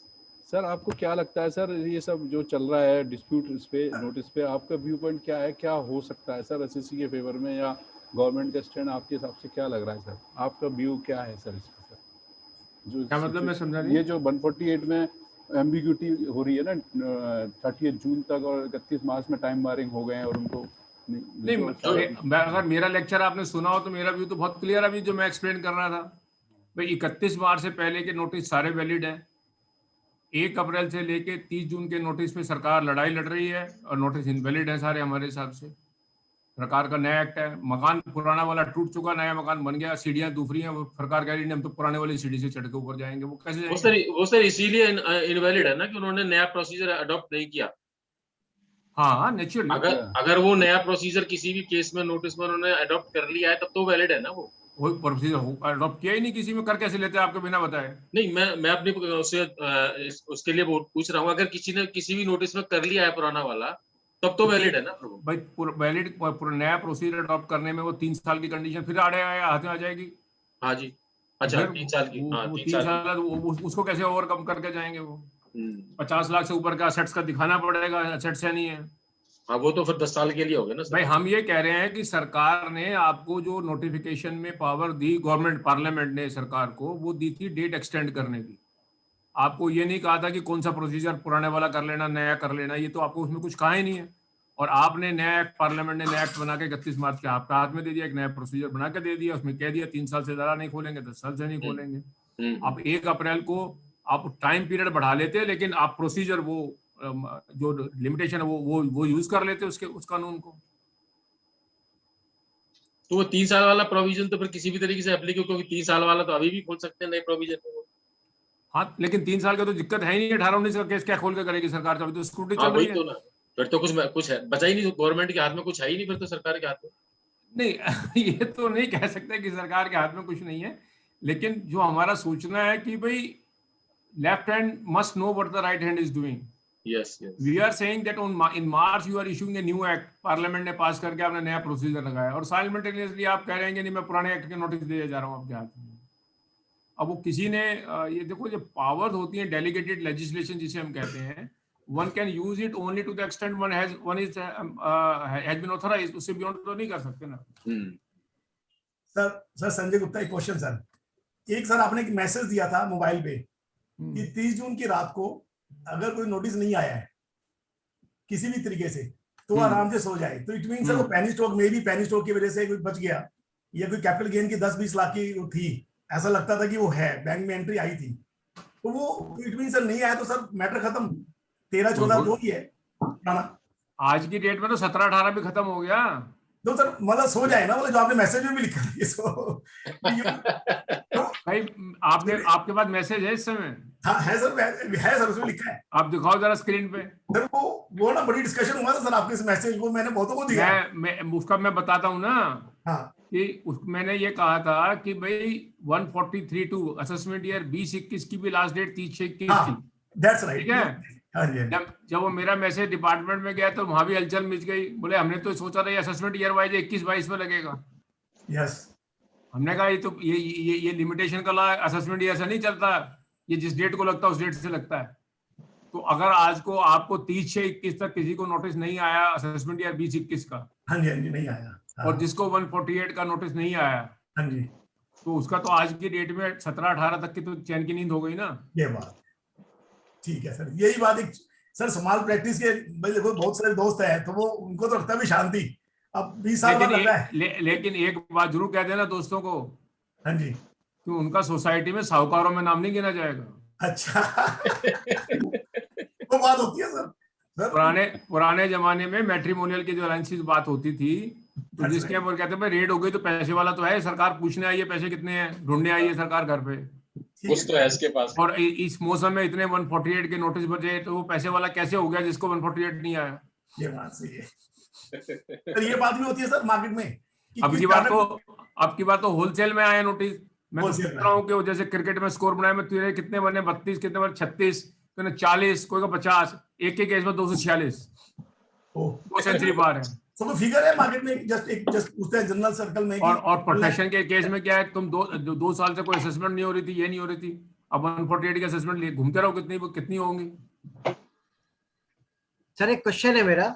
हाँ जी सर. एक केस 15-16 असेसमेंट ईयर का है, और वो स्कूटनी में असेसमेंट कराया था 143(3) में, और वो स्कूटनी थी लिमिटेड स्कूटनी, और उसमें एक ही पॉइंट था जिसपे असेसमेंट खुला हुआ था कि verification of the large expenses. वो एक्सपेंसेस हमने अदर एक्सपेंसेस में डाल दिए थे. वो पर्टिकुलर केस असेसमेंट उसका कंप्लीट हो गया. उसके बाद डिपार्टमेंट की ऑडिट हुई, इंटरनल ऑडिट जो डिपार्टमेंट के लोग करते हैं. उसमें उन्होंने डिपार्टमेंट के ऑब्जेक्शन में बियॉन्ड दी जो लिमिटेड स्कूटनी था उसके अलावा उसमें कई सारे पॉइंट निकाल दिए कि इसमें ये भी डिफरेंस है, ये भी है. तो उसने एक पॉइंट क्या किया, उसके उस एसएससी के 2 बिजनेस थे, मतलब 2 जगह कॉन्ट्रैक्ट थे, एक ए प्लेस पे एक बी प्लेस पे. ए प्लेस पे तो उसका ग्रॉस प्रॉफिट आ रहा था उसमें कॉन्ट्रैक्ट में, बी प्लेस पे उसका आ रहा था नुकसान. तो जहां पे प्रॉफिट आ रहा था उसका सेम जीपी रेशियो उसने अप्लाई करके दूसरे वाले प्रोजेक्ट में डाल दिया एज ए ऑडिट ऑब्जेक्शन. तो अब क्या हुआ, ये ऑडिट ऑब्जेक्शन जो हुआ, ठीक है ना, उसके बाद मैटर वहीं शांत हो गया. उसके बाद क्या है, पता चला कि उसका नोटिस आ गया 148 में. जो रीजन है वो रीजन मुझे मालूम है किस रीजन से आया हुआ है. हालांकि रीजन मैंने लिया नहीं कॉपी, लेकिन आई एम श्योर कि वो रीजन वही है 100%, क्योंकि ऑडिट ऑब्जेक्शन की मीमो मेरे पास है उसका. अब क्वेश्चन ये है कि जो नोटिस आया हुआ है 15-16 असेसमेंट ईयर का जो लिमिटेड स्कूटनी में केस था, और अब 148 जो केस खुला हुआ है, क्योंकि हमने तो रिटर्न्स पूरी सही तरह से फाइल की हुई थी, और जो असेसमेंट में जो उसने इन्फॉर्मेशन मांगी थी वो दी हुई थी सारी. अब क्वेश्चन ये है कि क्या जो 148 के नोटिस में अब जो फ्रेश एप्लीकेशन है बेसिकली, कि आपने जीपी रेशियो वो लगा रहा है उसमें, ऑब्जेक्शन जो ऑडिट ऑब्जेक्शन है वो सेम जो कि ऑब्जेक्शन निकल के आएगी ग्राउंड ऑफ रीजन 148 का. तो 148 का रीजन इनवैलिड है. ये 148 का रीजन ही नहीं बन सकता रीओपनिंग का। और सर यदि वो लिमिटेड में जो केस आया था उसके अलावा यदि कोई और भी वो जानना चाहे 148 में और भी वो पूछ रहा है उससे रिलेटेड, भाई वो एओ, देखो एओ की पावर को आप नहीं रोक सकते, उसको भाई अपने आप को एओ असेसिंग को सिर्फ आपसे मांग, लेकिन कानून में वो नहीं मांग सकता। कानून में जो इशू है 148 के रीजन में उड़ जाना चाहिए, because this can not be ground for reopening. नहीं, अब क्वेश्चन ये है कि सर रीजन तो जितने असेसमेंट हमने आज से करा दिए, कभी भी वो ऑब्जेक्शन फाइल करते समय एओ तो मानता नहीं कभी भी। तभी तो अब मैं तो कह रहा फेसलेस वैसे हूँ, अब तो वैसे ही नहीं मानेगा। तभी तो कह रहा हूँ हाई कोर्ट में रेट लगानी पड़ेगी। हाई कोर्ट में रेट लगानी चाहिए इसकी, मतलब ये तो क्या है, टाइम बार वाले जो 148 ए की वजह से भी उड़ेगा और जो रीजन भी दिए हैं उसने, तो रीजन भी इनवैलिड, 2 पॉइंट हो जाएंगे इसमें। ये तो एस्टिमेशन बेसिस पे उसने जीपी लिया ना। हाँ, अपना माइंड तो अप्लाई नहीं किया ना। नहीं माइंड ये तो वही एक्चुअली क्या है, हुआ क्या सर, इस बार जो नोटिस इशू किए गए ना 148 में, वो एक्चुअली क्या है ना, उन्होंने बड़े हैपेजर्ड मैनर में कर दिए। जो भी ऑडिट में जो भी ऑब्जेक्शन आई सब उठा के, उन्हें टाइम मिला नहीं और सारे 148 खोल दिए उन्होंने। क्योंकि 148 की जो सेक्शन की जो मूल मंत्र है ना, वही हटा दिया उन्होंने तो सबको नोटिस इशू कर दिए, जो होगा देखा जाएगा। क्यों कर दिए तो सोचो। सर अब क्यों कर दिया? इसलिए श्याम सुंदर जी को बहुत दिन से काम, तो कुछ तो काम थे श्याम सुंदर जी को, क्लाइंट चल के तो है, मेरा नोटिस आया 148 का। सर तभी तो आज हम सब बैठे हैं।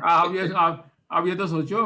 नहीं सर, ये तो अच्छा काम है, we are happy for that. नहीं अच्छा तो नहीं है, आई विल से क्लाइंट के साथ हमारे सेंटिमेंट होते हैं, हमदर्दी होती है, ऐसा नहीं है। कोई रेगुलर क्लाइंट है और कैपेसिटी टू पे भी क्लाइंट की बड़ी लिमिटेड होती है बेचारों की, भाई क्या करेगा, लिमिटेड है, कितनी देगा आपको। बट चैलेंज है, आई थिंक जैसे इसको चैलेंज करना चाहिए हाई कोर्ट में।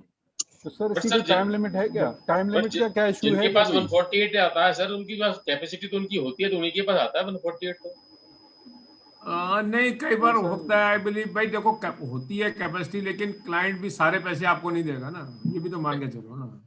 वो कह रहा बेचारा मैं सारा दिन मेहनत करता हूँ आ रहा, सारी आपको जितनी कमाई आपको दे दूं तो मुश्किल। नहीं सर, अननेसेसरी भी तो नहीं होना चाहिए। हाँ, आई नो दैट क्लाइंट के साथ सेंटिमेंट होते हैं भाई, मानना अननेसेसरी भी नहीं होना चाहिए। हाँ, रीजनेबल होगा यार। और सर ये इसका रिट पिटीशन का जैसे अपने को आइडिया नहीं है कि कभी करी नहीं है, तो क्या कोई टाइम लिमिट है क्या फाइल करने की? जैसे नहीं, रिट पिटीशन में कभी टाइम लिमिट नहीं होती। Writ petition is extra ordinary जुडिक्शन, लेकिन ये जरूर होता है कि आपकी तरफ से लैप्स नजर नहीं आना चाहिए। आपकी तरफ से लैप्सेस कहते हैं कि भाई ऐसा नहीं है कि आप एकदम सो के जाग गए, तो आपको कोई ना कोई दिखाना पड़ेगा ना कि कारण वो बन जाता है ऐसा कि भाई मैंने लिखा था, मैंने चिट्ठी दी थी, ये दी थी, वो ऐसा नहीं, मैंने 2-4 महीने में कोई फर्क नहीं पड़ा। अपील का जो टाइम होता है वो एक्ट में लिखा होता है, स्टैट्यूट में लिखा होता है, इसलिए तकलीफ आती है। Writ petition is a extraordinary power कि मेरे फंडामेंटल राइट और मेरे को तंग किया जा रहा है, मेरे पास कोई साधन और नहीं है, इसलिए आप मेरी सुनवाई करो। हाई कोर्ट में 226 जो आर्टिकल है उसके अंदर लगती है। हेमंत नारायण जी, आप अपनी क्वेरी रेज करें, मैंने आपको अलाउ कर दिया। थैंक यू अग्रवाल साहब एंड गुड इवनिंग जैन साहब, Hemant Narayan. Good evening. Sir, so are we saying that assessment year 13-14 148 issued on last 30th June is valid? Obviously subject to the procedures being followed or not. Valid कहाँ आ गया? 13-14 तो was expiring on what 31st March 2020, which got extended. But the issue is that under the new law it cannot be beyond 3 years. एक तो ground ये है, secondly एक दूसरा ground है आपने 148A का प्रोसीजर ही फॉलो नहीं किया। प्रोसीजर तो सर मैं बोल ही रहा हूँ, I mean subject to the, I just wanted to enquire subject to the procedure being followed, so you are saying that 3 years thing also is not valid. 149 भी तो उड़ गया, अप्रूवल भी उड़ गई, 151 की अप्रूवल भी उड़ गई, प्रिंसिपल कमिश्नर की अप्रूवल चाहिए थी, चीफ कमिश्नर की 10 साल का पीरियड में आएगी नए साल में, तो 50 लाख वाला चाहिए था अंडर प्रोटेस्ट रिटर्न 151 भाई, अप्रूवल भी तो स्पेसिफाइड अथॉरिटी की चाहिए 3 से 7-10 साल के बीच में, और वहां लिखा प्रिंसिपल चीफ कमिश्नर। जी ठीक है सर, थैंक यू। तो सर इसमें इशू यही न्यू प्रोसीजर का बड़ा काफी इंटरेस्टिंग इशू है ये कि ये तो फॉलो होना चाहिए। इसका मतलब ये लिटिगेटिव इशू है। वैसे जो नोटिस 30 जून तक आए हैं तो प्रोसीजर तो फॉलो होना ही चाहिए, नहीं कर रही है गवर्नमेंट। देखो हाई कोर्ट अदरवाइज अगर हाई कोर्ट कन्विंस नहीं हो तो हाई कोर्ट आपको कभी भी आपकी पिटीशन को एडमिट नहीं करेगी, पहले डे में उड़ा के बाहर फेंक देती है हाई कोर्ट। अगर उसमें नोटिस इश्यू हो गया आपको स्टे, मतलब हाई कोर्ट ने समझा ना कि आपके केस में दम है। हाई कोर्ट मेरिट पर ले रही है केस को। हाई कोर्ट को पहले कन्विंस तो करना ही पड़ता है ना कि इस ग्राउंड पे आपकी किस ग्राउंड पे एडमिट करेंगे आप। ये तो नहीं है आपने अपील थोड़ी है आपने फाइल करी और आपकी सुनवाई हो जाएगी। सर जैसे कोर्ट्स ने ऑलरेडी दिया हुआ है, प्रेसिडेंस को काउंट नहीं करेंगे अगर, अच्छा case to case fact to fact depend करेगा। नहीं वो हर एक के फैक्ट्स होते हैं ना अलग से। सर जो मार्केट सिनेरियो है, जो रिट पिटीशंस लोग फाइल करते हैं, मतलब मिनिमम जो अभी क्या है ना, असेसी का डर होता है बेसिकली प्रोफेशंस का भी जो रिट है, रिट फाइल करेंगे तो एक तो कॉस्ट फैक्टर भी होता है रिट का। दूसरा फैक्टर क्या है कि एक ये भी होता है कि भाई रिट फाइल करेंगे, यदि रिट में हार गए तो कहीं उसका नेगेटिव नुकसान जीरो, नुकसान जीरो है। पैसे का नुकसान तो मान सकता हूँ लेकिन बाकी कोई नुकसान नहीं। अच्छा, बाकी कोई नुकसान नहीं है, एब्सोल्युटली जीरो।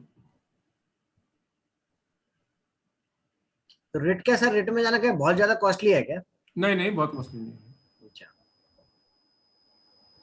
वो तो प्रोफेशनल की फीस ही है ना मैक्सिमम। हाँ कुछ नहीं, वो भी ठीक है, कोई बहुत ज्यादा नहीं है। तो बाद में हियरिंग वगैरह का भी रहता होगा ना इसमें, हियरिंग नहीं वो कंसोलिडेटेड कर लेते हैं आज की डेट में। अच्छा। मैं हर रोज 8 की डेट में 8-10 लीटर रोज सुबह लग रही है, लाइन लगी हुई है वहाँ तो बहुत सारी ना।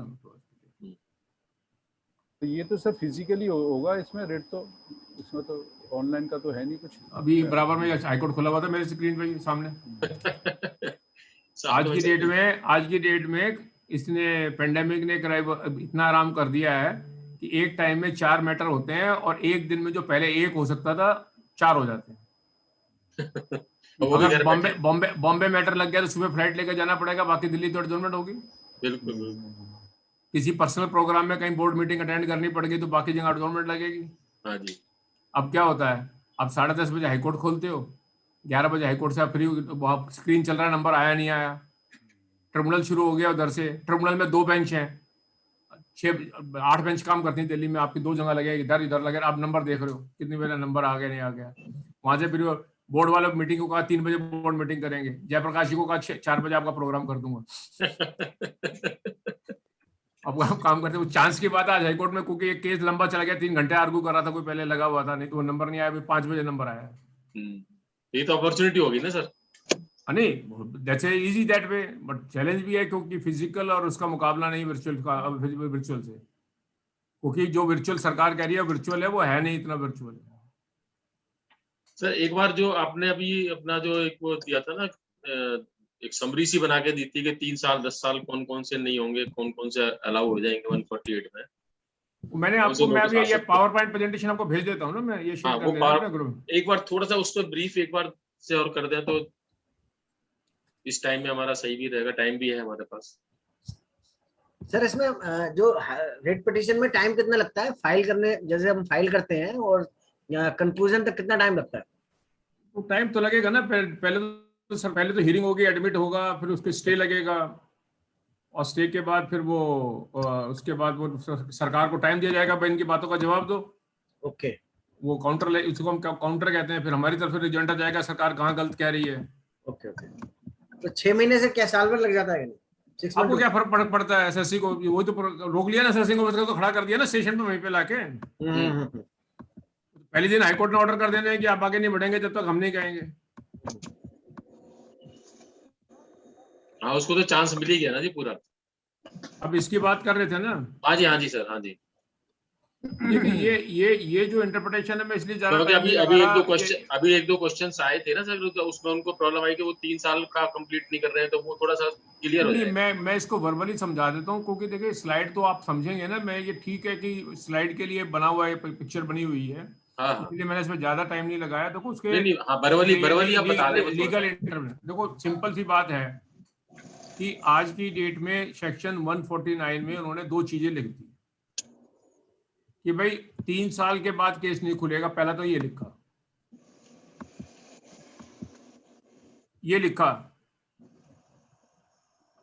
ये ना, ये प्रोविजन आया ना। हाँ जी।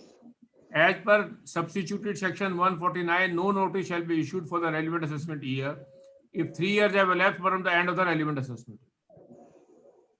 तो उसका सीधा सा वादन है कि 17-18 के 1/4/21 को 3 साल हो गए। असेसमेंट ईयर की बात कर रहा हूं मैं। हाँ जी।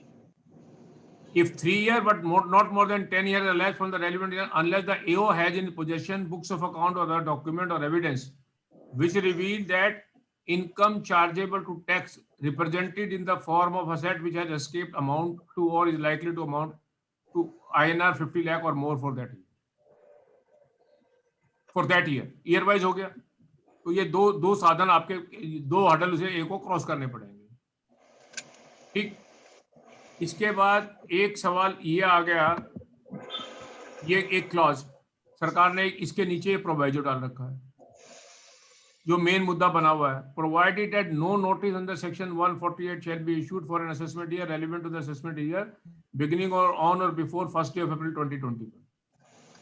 1/4/21 से पहले का कोई हम केस, उससे पहले असेसमेंट ईयर का केस नहीं खोलेंगे if such notice could not have been issued at that time. अब नाउ एट दैट टाइम का एक इशू है कि भाई एट दैट टाइम का मतलब क्या है। On account of being beyond the time limit specified in the, एक इंटरप्रिटेशन एट दैट टाइम का मतलब है जब अमेंडमेंट हुई, या एक वो होगा एट दैट टाइम जब नोटिस इशू किया गया। ये 2 इंटरप्रिटेशन हो गए। और यहाँ ये एडेट, ये जो पुराना सेक्शन ये है वो 6 साल का है, ये लिखा हुआ है बी वाला।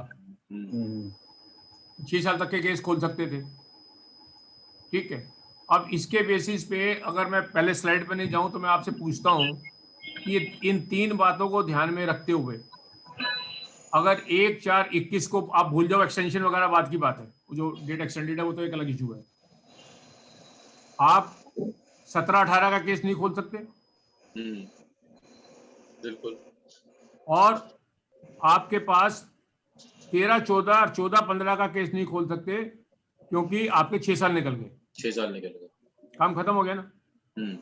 6 साल के काम खत्म हो गया। अब ये कह रहे हैं, हम एक और बात कह रहे हैं, ये तो हो गई 21 की बात। अब आ जाओ, अगर ये नोटिस इशू करना है 2022 में, 2022 में आप 10 साल का नोटिस इशू करना चाह रहे हो 14-15 का। अगर ये प्रोवाइजो नहीं है तो आप कर सकते हैं। यस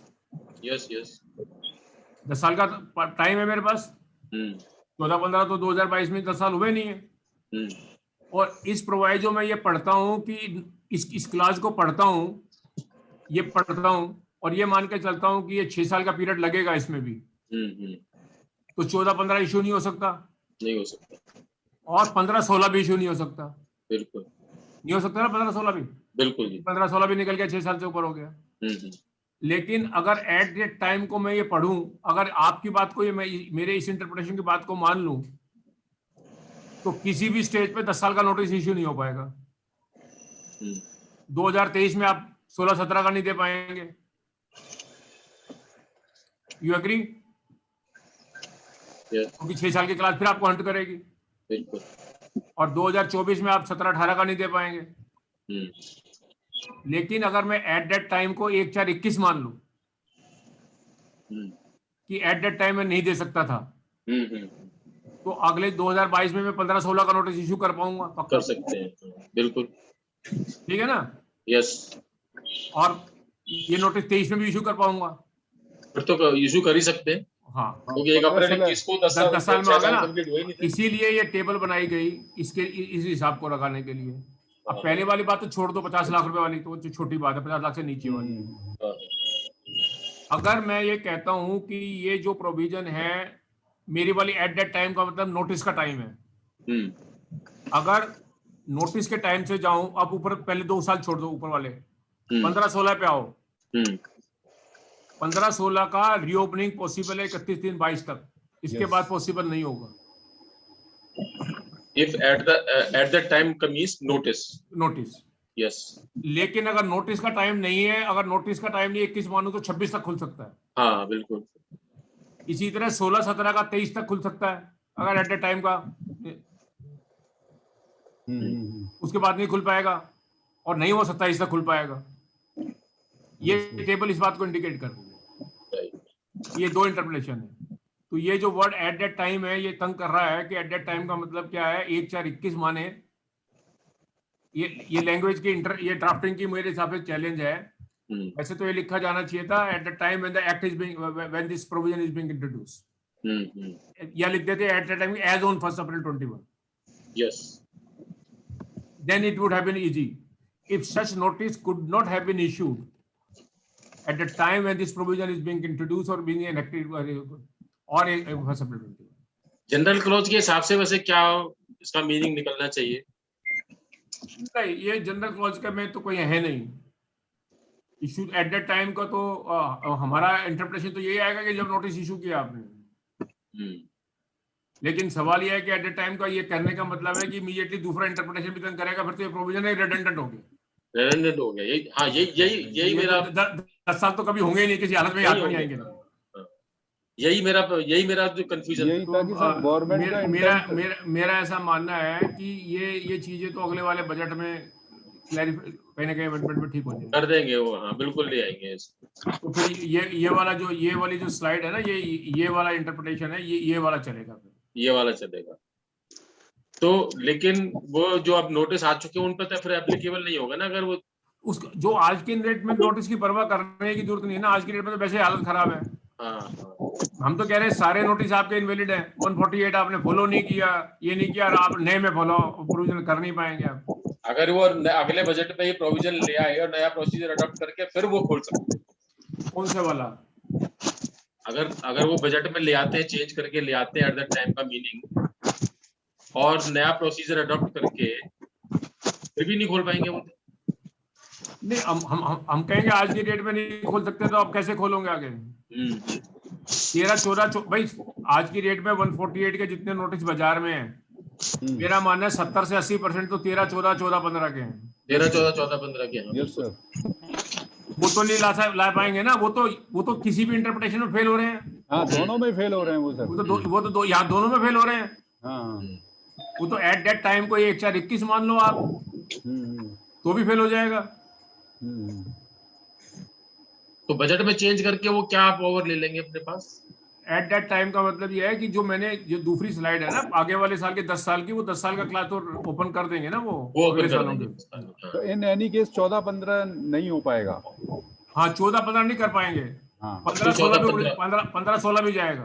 क्योंकि गवर्नमेंट 15-16 ऑनवर्ड्स तो छोड़ना भी नहीं चाहिए। और अमेंडमेंट जो आएगी वो फाइनेंस बिल 2022 में आएगी। इस टाइप की अमेंडमेंट जाएगी। अगर क्वेश्चन नहीं है तो फिर बंद कर लें पूरे। Yes, sir. Yes, sir. If there is no question, other people are there. Sir, 10-year notice can be given if annual escape income अभी एक आ गया। If sir 10-year notice can be given if annual income is more than 50 lakh or accumulated income asset is 50 lakh or more. नहीं, मैंने बताया तो है कि 10 साल तक के नोटिस दे सकते हैं। पहली बात तो 14-15 से पहले के नहीं दे पाएंगे, क्योंकि वो 6 साल की क्लास वहां उन्होंने अटका ली है। उसके बाद के साल में भी सरकार को ये हर्डल क्रॉस करनी पड़ेगी कि 50 लाख रुपए की इनकम आपकी should be represented in the form of an asset which will include bank balance. अगर बाकी चीजें तो नहीं कर पाएंगे। जो स्पेसिफाइड एसेट्स हैं उसी में ही होंगे, तभी कर पाएंगे। हाँ जी श्याम जी, और भी क्वेश्चन है आपका? अभी हमारे पास टाइम तो है। सर थोड़ा सा एक हाईलाइट करते हैं जो 115 बीबीए जो सेक्शन है, जो कि एक्चुअली जो 148 के लिए भी सर चाहिए, जो भी मैक्सिमम जो टैक्स का जो रेट है, तो उसको मतलब किस तरह से मतलब डिपार्टमेंट में रिप्रेजेंट किया जाए सो दैट वो 115 बीबीए सेक्शन ना इम्पोज हो। सुरेंद्र जी का जरा म्यूट कर देंगे, सुरेंद्र जी को।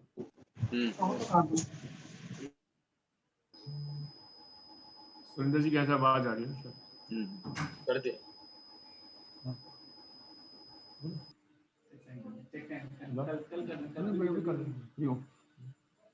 देखिए क्या है कि 115 बीबी का सिंपल सी परिभाषा है कि सेक्शन 68, 69 ए लगता है तो लगता है। अगर आप ये साबित कर सकें कि ये बिजनेस से आ रहा है तो वो नहीं लग पाएगा। तो हम जब कई बार सरेंडर करते हैं सर्वे में या सर्च में लिख देते हैं कैश मिला, मेरी अनएक्सप्लेन्ड इनकम है, बता नहीं पा रहा, that is not the idea. अभी आपको अगर ऐसा करें तो आपको बताना चाहिए कि मैंने ये सेल परचेज की थी, या ये मेरी कमीशन आई थी, ये आई थी, यहाँ आई थी, और इससे मुझे ये पैसे मिले हैं, इसलिए मैं इसको ये इनकम को डिक्लेयर कर रहा हूँ। फिर आपके एडिशन 68, 69 में नहीं होगी, बिजनेस इनकम हो जाएगी तो 30% के स्लैब में। बट से डिमोनेटाइजेशन वाले पीरियड में सभी की 68, 69 में थी उन्होंने, भाई क्योंकि वो बिजनेस इसीलिए इनकम है। नहीं, वो एक अलग इशू है। आप मानते नहीं है ना, आप तो कह रहे हैं ना कि ये कैश की, वो कह रहे हैं ट्रांजेक्शन बोगस है, आपका अनअकाउंटेड कैश है। और उसके बारे में भी एक लड़ाई होगी, बहुत सारी सुप्रीम कोर्ट की जजमेंट है, कोर्ट की जजमेंट है। अगर आपके पास कोई एक्स्ट्रा पैसा मिला है तो that has to take a colour from the source of your income.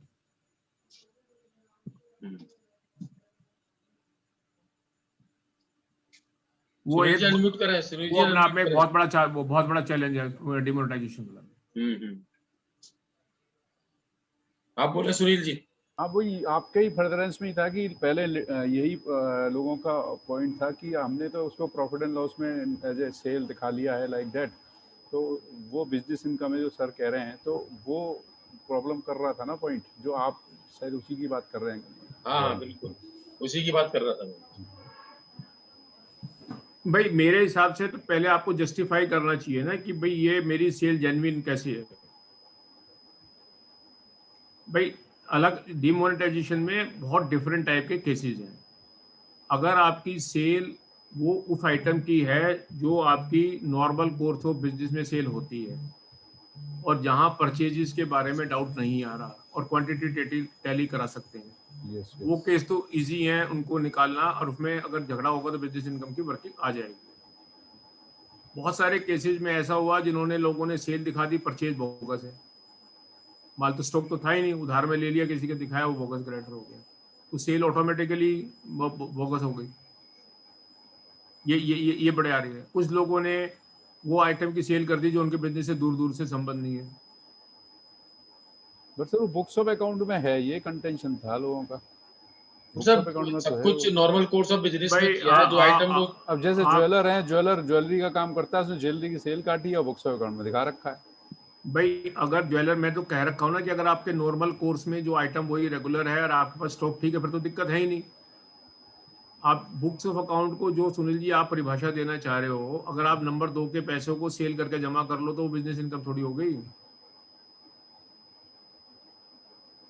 आज की डेट में आप रेगुलर बुक्स रखते हो और 2 करोड़ रुपए कहीं से आ जाएं और आप 10 पर्चे 20-20 लाख के काट के सेल दिखा दो, वो ये तो पूछेगा भाई आपने ये सेल की थी तो आपकी परचेज कहाँ है, स्टॉक का कहाँ से माल आया, कहाँ गया, तो then you have to justify that ना। वो सब ज्वेलर के केस में तो, ज्वेलर का केस तो मेरे हिसाब से इजी है इन द सेंस कि मोदी जी ने 7:30 बजे अनाउंस कर दिया था डिमोनेटाइजेशन, और ये सबको पता, अखबार की कटिंग निकाल कर देख लो 9 नवंबर की कि ज्वेलर के यहाँ रात को 2 बजे लाइन लगी रही। बिल्कुल माल तो बिका है। और मेरा कहना तो यहाँ तक है कि अगर वो अगले दिन भी बिका है तो गलती क्या है, वो तो आरबीआई ढूंढेगा कि तुमने क्यों माल बेच दिया। इनकम टैक्स वाले कैसे कह सकते हैं नंबर 2 का मैंने माल बेच के पैसे ले लिए और बैंक ने मुझे कैश कर दिए।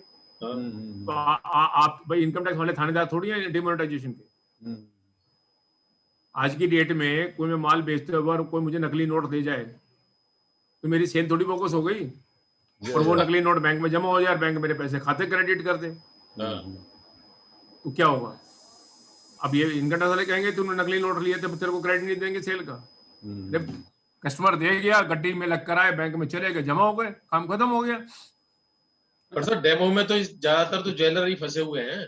हाँ वही उन्हीं को लपेटा हुआ है ना। मैंने नहीं, देखो क्या है, हर एक केस में इन केसेस में मेहनत करने के ऊपर बहुत को डिपेंड करता है। देखो सिंपली ये कहना ज्वेलर अरे करके नहीं निकलता, आप उसकी केस की बिल्कुल बारीकी में घुस जाओ। जो मैंने अभी आपको भाषा दी है, परिभाषा दी है, आप उसको समझो ना। देखो अब मैंने आपको बता दिया कि भाई ज्वेलर का था, मेरी इसी दुकान पे माल था, 8 बजे मोदी जी ने करा, ये मेरी सेल है, ये 2-2 लाख के कटे हैं, लोगों की लाइनें लगी हुई थी, अखबार की कटिंग है और ये वर्किंग है, बताओ गलती क्या है मेरी? आप ओनरशिप तो करोगे ना एओ की तरफ, सामने वाली पार्टी की तरफ में। और सर कोई दुकान पे घुसा हुआ कस्टमर है, चाहे वो सुबह तक निपटा रहा है, वो मैं कह रहा हूँ मैंने सुबह 6 बजे सेल करी, जो गलती किया मैंने वहां तक एग्जाम्पल दे दी। हाँ, नेक्स्ट डे भी कर दी वो। अगर मेरी दुकान पे अगर मैंने पुराने नोट लेके दे दी तो उसमें गलती क्या है ये तो बता दो। और वो पुराने नोट बैंक ने ले लिए, मैं तो कह रहा हूँ नकली नोट दे गया, वो पुराने के नकली हो गए ना वो 12 बजे बाद तो चूरन वाले नोट हो गए ना। हाँ बिल्कुल बिल्कुल। और नए नोट थे नहीं। मैं तो पूछता हूँ भाई, हम आज की डेट में बिजनेस करते हैं, अपना करते हैं, कल को कोई मैं बाजार में सामान खरीदने जाता हूँ और ये दुकान परचूनी वाले दुकान है, उनके यहाँ शाम को 2-4-5 नोट फटे गले और उल्टे पुल्टे आ जाते होंगे और वो भी गड्डी लगा के देते हैं, बैंक वाले ने भी ले लिया, किसी में लिया, आगे जाके सरकते चले जाते हैं, किसने गिनने पैसे। बिल्कुल। तो आप ये कहोगे इनकम टैक्स वाला कहेगा कि तेरी नकली सेल है क्या? वो तो ह्यूमन बिहेवियर को लेके बैठे हुए हैं। फिर मेरी बुक्स एक्सेप्ट कर रहा है, वो रिजेक्ट कर नहीं रहा बुक्स, स्टॉक मेरा टैली कर रहा है। तो अगर आप ये स्टॉक टैली करा दो, ये करा दो, तो फिर आपका आइटम बड़ा इजी हो जाएगा केस, किसी को केस वो टोटली ह्यूमन बिहेवियर को लेके बैठा हुआ है जी। that cannot be a ground human behavior because I am a jeweler। मैंने आपको कहा 3 तरह के केसेस हैं। एक केस वो जो मेरी उसी आइटम की सेल है जो मेरे नेचर से, मेरे बिजनेस से रिलेटेड है, तो उसमें ह्यूमन नेचर क्या करेगी, उल्टा कॉन्ट्रेरी माई ह्यूमन नेचर तो मेरे फेवर में है कि रात को मेला लगा था, अखबार की कटिंग आएगी। एक केस वो है जो मेरे ट्रेड से रिलेटेड है लेकिन मेरी परचेज के बारे में सीरियस डाउट है क्योंकि मेरे क्रेडिटर फोकस है, जो मेरी स्टॉक था। तीसरा केस है वो आइटम जो मेरे बिजनेस से रिलेटेड नहीं है, वहां ह्यूमन नेचर तंग कर देगी कि आपने मोटर पंप बेच दिए, टुल्लू पंप बेच दिए, किसी ने कोई गियर बॉक्स बेच दिए। तो वो चैलेंज है कि साहब वो एक चैलेंज आता है भाई, आदमी जजेज are also that way human being, तो वो हमारा गाड़ी अटकती है कई बार आते हैं। अगर कोई कंज्यूमर वाली आइटम है तो वो आइटम को मेरे हिसाब से रात की सेल में बड़े आसानी से मेहनत करके पेपर वर्क जरूर निकालना पड़ेगा, करने से करा जाता है। ऐसे भी केस आए हैं जहाँ डिपार्टमेंट बोर्ड का कह रहा है मैं पास्ट ट्रेंड पे छोड़ दूंगा। आप कहो साहब मैं 1 रुपए का माल नहीं बेचता था कैश में, लेकिन उस दिन हो गया तो लोगों का मेला लग गया, मैंने 5% एक्स्ट्रा लिया, मैंने बेच दिया माल, क्या दिक्कत? ये तो कह सकता है कि आपका माल महंगा बिका होगा, सस्ता नहीं बिका होगा, उसका एविडेंस नहीं। श्याम जी करें फिर? Yes wind up. Thank you भैया, थैंक यू। श्याम जी हाँ वाइंड अप करें। हाँ करो।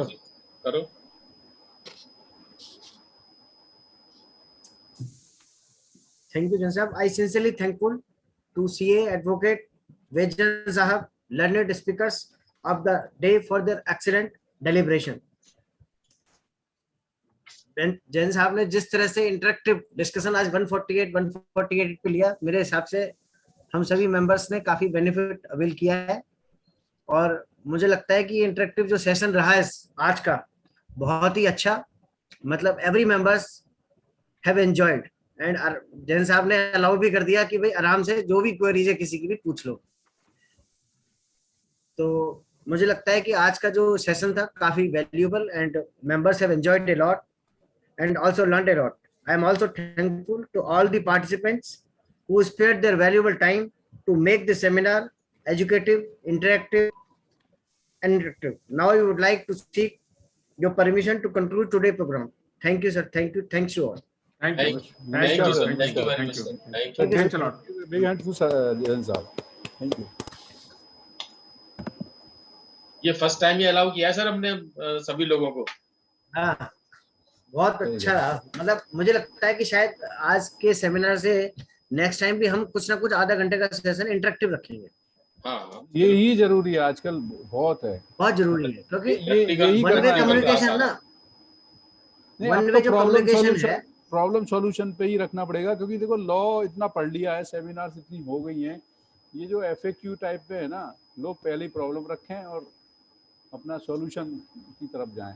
तो 1 घंटा अपन डेलिब्रेशन पे रखें, बाकी का effectively next seminar I think half an hour question hours में हाफ एन आवर आता है। हाँ, इफेक्टिवली हाफ एन आवर ही आएगा। 1 घंटा रखोगे भी ना तो करते करते 1-1.25 घंटा। और तो Agarwal ji next time we will ensure it कि हम अपना कम से कम 30 minutes for two way communication, interactive communication रखें। बिल्कुल। एक्चुअली में क्या है, वीडियो भी हमें अलाउ कर सकते थे लेकिन वो फिर हो नहीं पाता क्योंकि सारे पैनलिस्ट बन जाते, सारे राइट उनके पास चले जाते।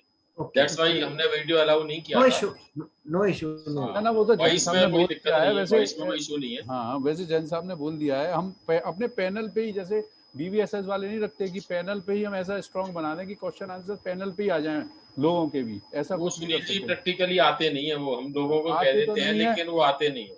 नहीं आते नहीं है, फिर हम ही खुद मेहनत करके क्वेश्चन ऐसे बना लेंगे सबको फायदा हो जाए, या तो एक वे ऑफ प्रैक्टिकल पॉसिबल वो पॉसिबिलिटी है नहीं।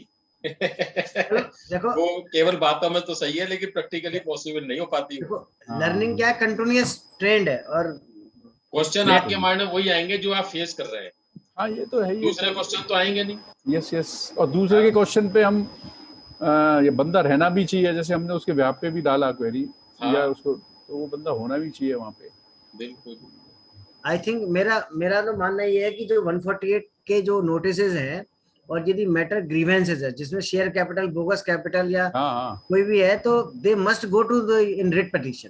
तो शाम ये बताओ कि रिट पे अगर अपन जाते हैं, तो अब जैसे हमारा तो जयपुर का केस है, तो क्या हम यहाँ वहीं का प्रोफेशनल नहीं नहीं नहीं, हाँ जयपुर का ही करना पड़ेगा बेसिकली। अब जयपुर हाई कोर्ट का है ना, तो आई तो थिंक फिर क्या इट्स करें? Better actually. नहीं, जैसे यहाँ पे भी हमारे प्रोफेशनल जैसे जैन साहब जैसे लोग हैं, तो इनके लोग रहते हैं, मतलब रहते हैं, लेकिन होता क्या है ना, समटाइम फेस वैल्यू भी रहती है। अब कोई बंदा वहाँ पे फेस वैल्यू है जिसकी टैक्स मैटर पे, तो आई तो थिंक इसमें श्याम जी एक चीज हो सकती है ना कि भाई सब सारे लोग सब्जी के रिप्रेजेंट करते ही हैं, तो जैसे हाँ। अब जैन साहब हैं कोई भी हैं, अगर हाँ। उनको अप्रोच किया जाए तो उनके लोग जयपुर में भी होंगे, यही मैं बोल रहा हूँ, जैन वो साहब वहां की से करा अपनी। सकते हैं, हाँ वही सुपरविजन मैं जैन कह रहा साहब का हूँ, हो जाए। हाँ हमारा जैसे कॉन्फिडेंस ऐसे सपोज क्योंकि जैन हम तो साहब पे जयपुर है। वाले को किसी को जानते नहीं, हाँ नहीं, लेकिन हमारा एक फायदा सुपरविजन जैन साहब कर लें और वहाँ पे काम हो जाए। सर, इसमें फायदा ये होगा, ये अपन कोई पब्लिक सुन तो नहीं रही इसको। नहीं नहीं, हैं? हाँ, मैं ही कह रहा था। चलो ठीक है, एक बाद में बात रिकॉर्डिंग करते चल हैं। रही है, हाँ। अभी रिकॉर्डिंग चल रही है। लीव अरे कर हाँ यार।